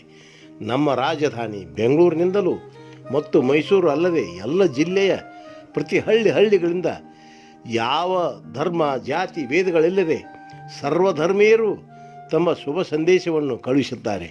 ಅವರುಗಳು ಕಳುಹಿಸಿದ ಈ ಸಂದೇಶಗಳು ನನ್ನ ಹೃದಯದಲ್ಲಿ ಸುವರ್ಣಾಕ್ಷರಗಳಾಗಿ ಅಚ್ಚಳಿಯದೇ ನೆಲೆ ನಿಂತಿವೆ ಮತ್ತು ಈ ಕುರುದರಾಳ ಗ್ರಾಮದ ಸಮಸ್ತ ನಾಗರಿಕರ ಬೆಂಬಲ ನನಗೆ ಸದಾಕಾಲ ಶ್ರೀರಕ್ಷೆಯಾಗಿ ಇದೆ. ಅಲ್ಲದೆ ನಮ್ಮ ಸಮೀಪದ ಸಿಂಧನೂರು ತಾಲೂಕಿನ ಒಳಬಳ್ಳಾರಿ ಸುವರ್ಣಗಿರಿ ವಿರಕ್ತ ಮಠದ ಶ್ರೀಮನ್ ನಿರಂಜನ ಪ್ರಣವ ಸ್ವರೂಪಿ ಸಿದ್ಧಲಿಂಗ ಮಹಾಸ್ವಾಮಿಗಳವರು ನನ್ನ ಬೆಳವಣಿಗೆಗೆ ಕಾರಣರಾಗಿದ್ದಾರೆ. ಅಲ್ಲದೆ ಬಾಗಲಕೋಟೆ ಜಿಲ್ಲೆಯ ಬಾದಾಮಿ ತಾಲೂಕಿನ ಕೆರೂರು ಚರಂತಿ ಮಠದ ಶ್ರೀ ಶಟಸ್ಥಲ ಬ್ರಹ್ಮಸ್ವರೂಪಿ ಡಾಕ್ಟರ್ ಶಿವಕುಮಾರ ಮಹಾಸ್ವಾಮಿಗಳು ಸಹಿತ ನನ್ನ ಬರವಣಿಗೆಗೆ ಬಲ ಕೊಟ್ಟು ಬೆಳೆಸಿದವರು. ಅಲ್ಲದೆ ಹಿರಿಯ ಸಾಹಿತಿಗಳಾದ ಚಂಪಾ ಅವರು ಬೇಜಾರಗೊಳ್ಳದೆ ನನ್ನ ಬರವಣಿಗೆಯ ಪ್ರಣತಿಯ ದೀಪದ ಬತ್ತಿಗೆ ತೇಲ ನೆರೆದವರು ಮತ್ತು ವಯಸ್ಸಿನಲ್ಲಿ ನನಗಿಂತ ಕಿರಿಯವರಾದರೂ ಹಾಸ್ಯ ಲೋಕದಲ್ಲಿ ತ್ರಿವಿಕ್ರಮನಂತೆ ಬೆಳಗಿದ ಗಂಗಾವತಿ ಪ್ರಾಣೇಶ್ ಅವರು ನನ್ನ ಪುಸ್ತಕಕ್ಕೆ ಬೆನ್ನುಡಿ ಬರೆದು ಬೆನ್ನೆಲುಬಾಗಿ ನಿಂತ ಅವರನ್ನು ಈ ಗಳಿಗೆಯಲ್ಲಿ ಸ್ಮರಿಸಲೇಬೇಕು. ಬೆಳಗಾವಿಯ doctor Ramakrishna Marathe, doctor ND Thippeswamy, ಮಹಾಮೇಧಾವಿ ಬರಹಗಾರರಾದ ಸಿರುಗುಪ್ಪೆಯ ವಿ ಪುಗಳೆಂದೆ, ಬಳ್ಳಾರಿ ಜಿಲ್ಲಾ ಸಾಹಿತ್ಯ ಪರಿಷತ್ತಿನ ಅಧ್ಯಕ್ಷರಾದ ಶ್ರೀ ಸಿದ್ದರಾಮ್ ಕಲ್ಮಠ್ ಮತ್ತು ನಾಟಕಕಾರರಾದ ಬಳ್ಳಾರಿ ಜಗದೀಶ್, ಅಲ್ಲದೆ ನನ್ನನ್ನು ಸ್ನೇಹ ಬಂಧನದಿಂದ ಬಂಧಿಸಿದ ಗುಬ್ಬಿ ವೀರಣ್ಣ ಪ್ರಶಸ್ತಿ ಪುರಸ್ಕೃತರಾದ ಹಾರ್ಮೋನಿಯಂ ಮಹಾಮಾಂತ್ರಿಕ ಮಧುರೆ ಮರಿಸ್ವಾಮಿ ಮತ್ತು ನನ್ನ ಶ್ರೇಯಸ್ಸು ಬಯಸುವ ನಮ್ಮ ಆಶ್ರಮದ ಟ್ರಸ್ಟಿನ ಸಕಲ ಪದಾಧಿಕಾರಿಗಳು ಹಾಗೂ ಖ್ಯಾತ ಚಲನಚಿತ್ರ ನಟರು, ನಿರ್ಮಾಪಕರು, ನಿರ್ದೇಶಕರು ಆದ ಬೆಂಗಳೂರಿನ JK ಶ್ರೀನಿವಾಸ ಮೂರ್ತಿಯವರು, ವೃತ್ತಿ ರಂಗಭೂಮಿ ಹಾಗೂ ಹಿರಿತೆರೆ ಕಿರಿತೆರೆ ಕಲಾವಿದೆ ಆದ ಬೆಂಗಳೂರಿನ ಮಾಲ್ತಶ್ರೀ ಮೈಸೂರು ಅವರು, ಉಪಯುಕ್ತವಾದ ಮಾಹಿತಿ ಕೊಟ್ಟು ಸಹಕರಿಸಿದ ಚಿತ್ರನಟರು ಹಾಗೂ ನಿರ್ಮಾಪಕರು, ನಿರ್ದೇಶಕರು ಆದ ಬೆಂಗಳೂರಿನ ಶ್ರೀ MD ಕೌಶಿಕ್ ಅವರು, ಶ್ರೀಮತಿ ಸುಮತಿಶ್ರೀ ಹಿರೇಮಠ್ ನೌಲಿ, ನನ್ನ ನೆಚ್ಚಿನ ಸಹೋದರ ಎಲಿವಾಳ ಶ್ರೀ ಶಿವಕುಮಾರ ಸ್ವಾಮಿ ಮತ್ತು ಶ್ರೀಧರ ಗಡ್ಡೆಯ ನನ್ನ ಆತ್ಮೀಯ ವಾಸಣ್ಣ, ಇವರೆಲ್ಲರನ್ನು ನಾನು ಹರ್ಷದಿಂದ ನೆನೆಯುತ್ತೇನೆ. ಮುಕ್ತ ಮನಸ್ಸಿನಿಂದ ಧನ ಸಹಾಯ ಮಾಡಿ ಸದಾಕಾಲ ಆಶ್ರಮದ ಶ್ರೇಯಸ್ಸಿಗೆ ಶ್ರಮಿಸುತ್ತಿರುವ ಸನ್ಮಾನ್ಯ ಜನಪ್ರಿಯ ಶಾಸಕರಾದ ಸೋಮಲಿಂಗಪ್ಪನವರನ್ನು ಮತ್ತು ಸಂಸದರಾದ ಸರಳ ಹೃದಯದಿಂದ ಸಹಾಯ ಹಸ್ತ ಚಾಚುತ್ತಿರುವ ನಮ್ಮ ಕೊಪ್ಪಳದ ಸನ್ಮಾನ್ಯ ಕರಡಿ ಸಂಗಣ್ಣನವರನ್ನು ಮುಕ್ತ ಕಂಠದಿಂದ ಶ್ಲಾಘಿಸಿ, ದೇವರು ಸಕಲರಿಗೂ ಆಯುರಾರೋಗ್ಯ ಸಕಲ ಸಂಪತ್ತು ಕೊಟ್ಟು ಕಾಪಾಡಲಿ ಎಂದು ಪ್ರಾರ್ಥಿಸುವೆ. ನಮ್ಮ ಹೆಮ್ಮೆಯ ಕನ್ನಡ ನಾಡಿನ ಬಗ್ಗೆ ನನ್ನಿಂದ ರಚಿತವಾದ ವಚನಗಳನ್ನು ಹೇಳುವೆ, ಆಲಿಸಿರಿ. ಮೇರುಗಿರಿಯ ಮೀರಿ ಬೆಳೆದಿದೆ ವಚನ ಸಾಹಿತ್ಯ, ಜಲರಾಶಿಗಿಂತ ಬಲು ವಿಸ್ತಾರವಾಗಿದೆ ದಾಸ ಸಾಹಿತ್ಯ. ವೀರ ವನಿತೆಯರ ಶೂರ ಸಾಹಸಿಗರ ಕಂಡು ನಾಡಿದು ಅಮರ ಸತ್ಯ. ಸಂಪದ್ಭರಿತ ಸಿರಿಯ ಕನ್ನಡಿಗರನ್ನರಿಗೆ ಕೈಚಾಚುವುದು ಅನಗತ್ಯ. ಕಾವ್ಯ ಕುಸುಮಗಳ ಪರಿಮಳವಿತ್ತ ಸಾಹಿತಿಗಳೇ ನೀವೇ ಸ್ತುತ್ಯ. ಕಲ್ಪ ವೃಕ್ಷದ ಅಡಿ ಕುಳಿತು ಕಣ್ಣೀರಿಡುವವರಿಗೆ ಏನನ್ನೇಬೇಕು? ಶಿವಶಿವ ಕುಡದಾಳ ಶ್ರೀ ವೀರ ಬಸವೇಶ್ವರ. ಕನ್ನಡ ಬೆಣ್ಣೆ ದೋಷೆಯಂತೆ, ಮಾಗಿದ ಹಣ್ಣಂತೆ, ಹೊಂಗೆರಣದಂತೆ, ಕಂಪೆಸುವ ಕುಸುಮದಂತೆ, ನುಡಿ ತೊಳೆದ ಮುತ್ತಂತೆ, ಆಡದ ನಾಲಿಗೆ ಒಣ ಬೆರಣಿಯಂತೆ. ಕನ್ನಡ ನೆಲದಲ್ಲಿದ್ದು ಕನ್ನಡ ಕಲಿಯದವರು ಸಕ್ಕರಿ ಸರಿಸಿ ಮರಳು ಮುಕ್ಕಿದಂತೆ, ದಿಕ್ಕಿಲ್ಲದ ಮಕ್ಕಳಂತೆ. ಶಿವಶಿವ ಕುಡದಾಳ ಶ್ರೀ ವೀರ ಬಸವೇಶ್ವರ. ಕನ್ನಡದ ನುಡಿ ಚಂದ, ಹಣ್ಣಿಡದ ಗಿಡ ಚಂದ, ಕನ್ನಡ ಮಣ್ಣೆ ಕಸ್ತೂರಿ, ಕಾಡೆಲ್ಲ ತುಂಬಿ ತುಳುಕೇತೋ ಶ್ರೀಗಂಧ. ಕಾವೇರಿ ಉದಿಶಾಳು ಇಲ್ಲಿಂದ, ಕಾವ್ಯ ಸೃಷ್ಟಿಗರಿಗಿದು ತವರೆಂದ. ಕೈ ಚಾಚಿ ಕೇಳಿದರೆ ಇಲ್ಲೆಂಬ ಸೊಲ್ಲಿಲ್ಲ, ಕಸಿಯೋರಿಗೆ ಬಿಸಿ ಮುಟ್ಟಿಸಲು ಹೆದರಲ್ಲ. ಕನ್ನಡಿಗ ಕೈಲಾಗದವನಲ್ಲ. ಶಿವಶಿವ ಕುಡದಾಳ ಶ್ರೀ ವೀರ ಬಸವೇಶ್ವರ. ಕೇಳ್ರಿಲ್ಲೇ, ಸ್ವರ್ಗ ಮತ್ತೆಲ್ಲಿ ಬೇರಿಲ್ಲ, ನಗುವೇ ಸ್ವರ್ಗ ಸುಳ್ಳಲ್ಲ. ನಗುವ ಹೂವಿಗೆ ಕೈ ಚಾಚುವರು, ಮೊಗ್ಗಾಗುಳಿದರೆ ದೂರಿರಿಸುವರು. ನಗದವನೇ ಕೋಡಿ, ಜಗದಲ್ಲಿ ಅಳುವವನೇ ಹೇಡಿ. ನಗು ಬಂಡಿಯ ಏರಿ ಹೊರಟರೆ ಸುಗಮವು ಬಲು ದಾರಿ. ನಗುವ ನೊಡನೆ ನಗುವರು ಸೇರಿ, ಅಳುವ ನೆಡೆಗೆ ಹಿಡಿಯರು ದಾರಿ. ದುಃಖ ನುಂಗಿ ನಗುವ ಶೂರ, ನಗುವಲ್ಲಡಿಗಿದೆ ಜೀವನ ಸಾರ. ಚಿಂತೆ ಸಾಗುವ ಬಲು ದೂರ, ನಗದಿರೆ ಜೀವನವೇ ಭಾರ. ನಗ್ತಾ ಇರ್ರಿ.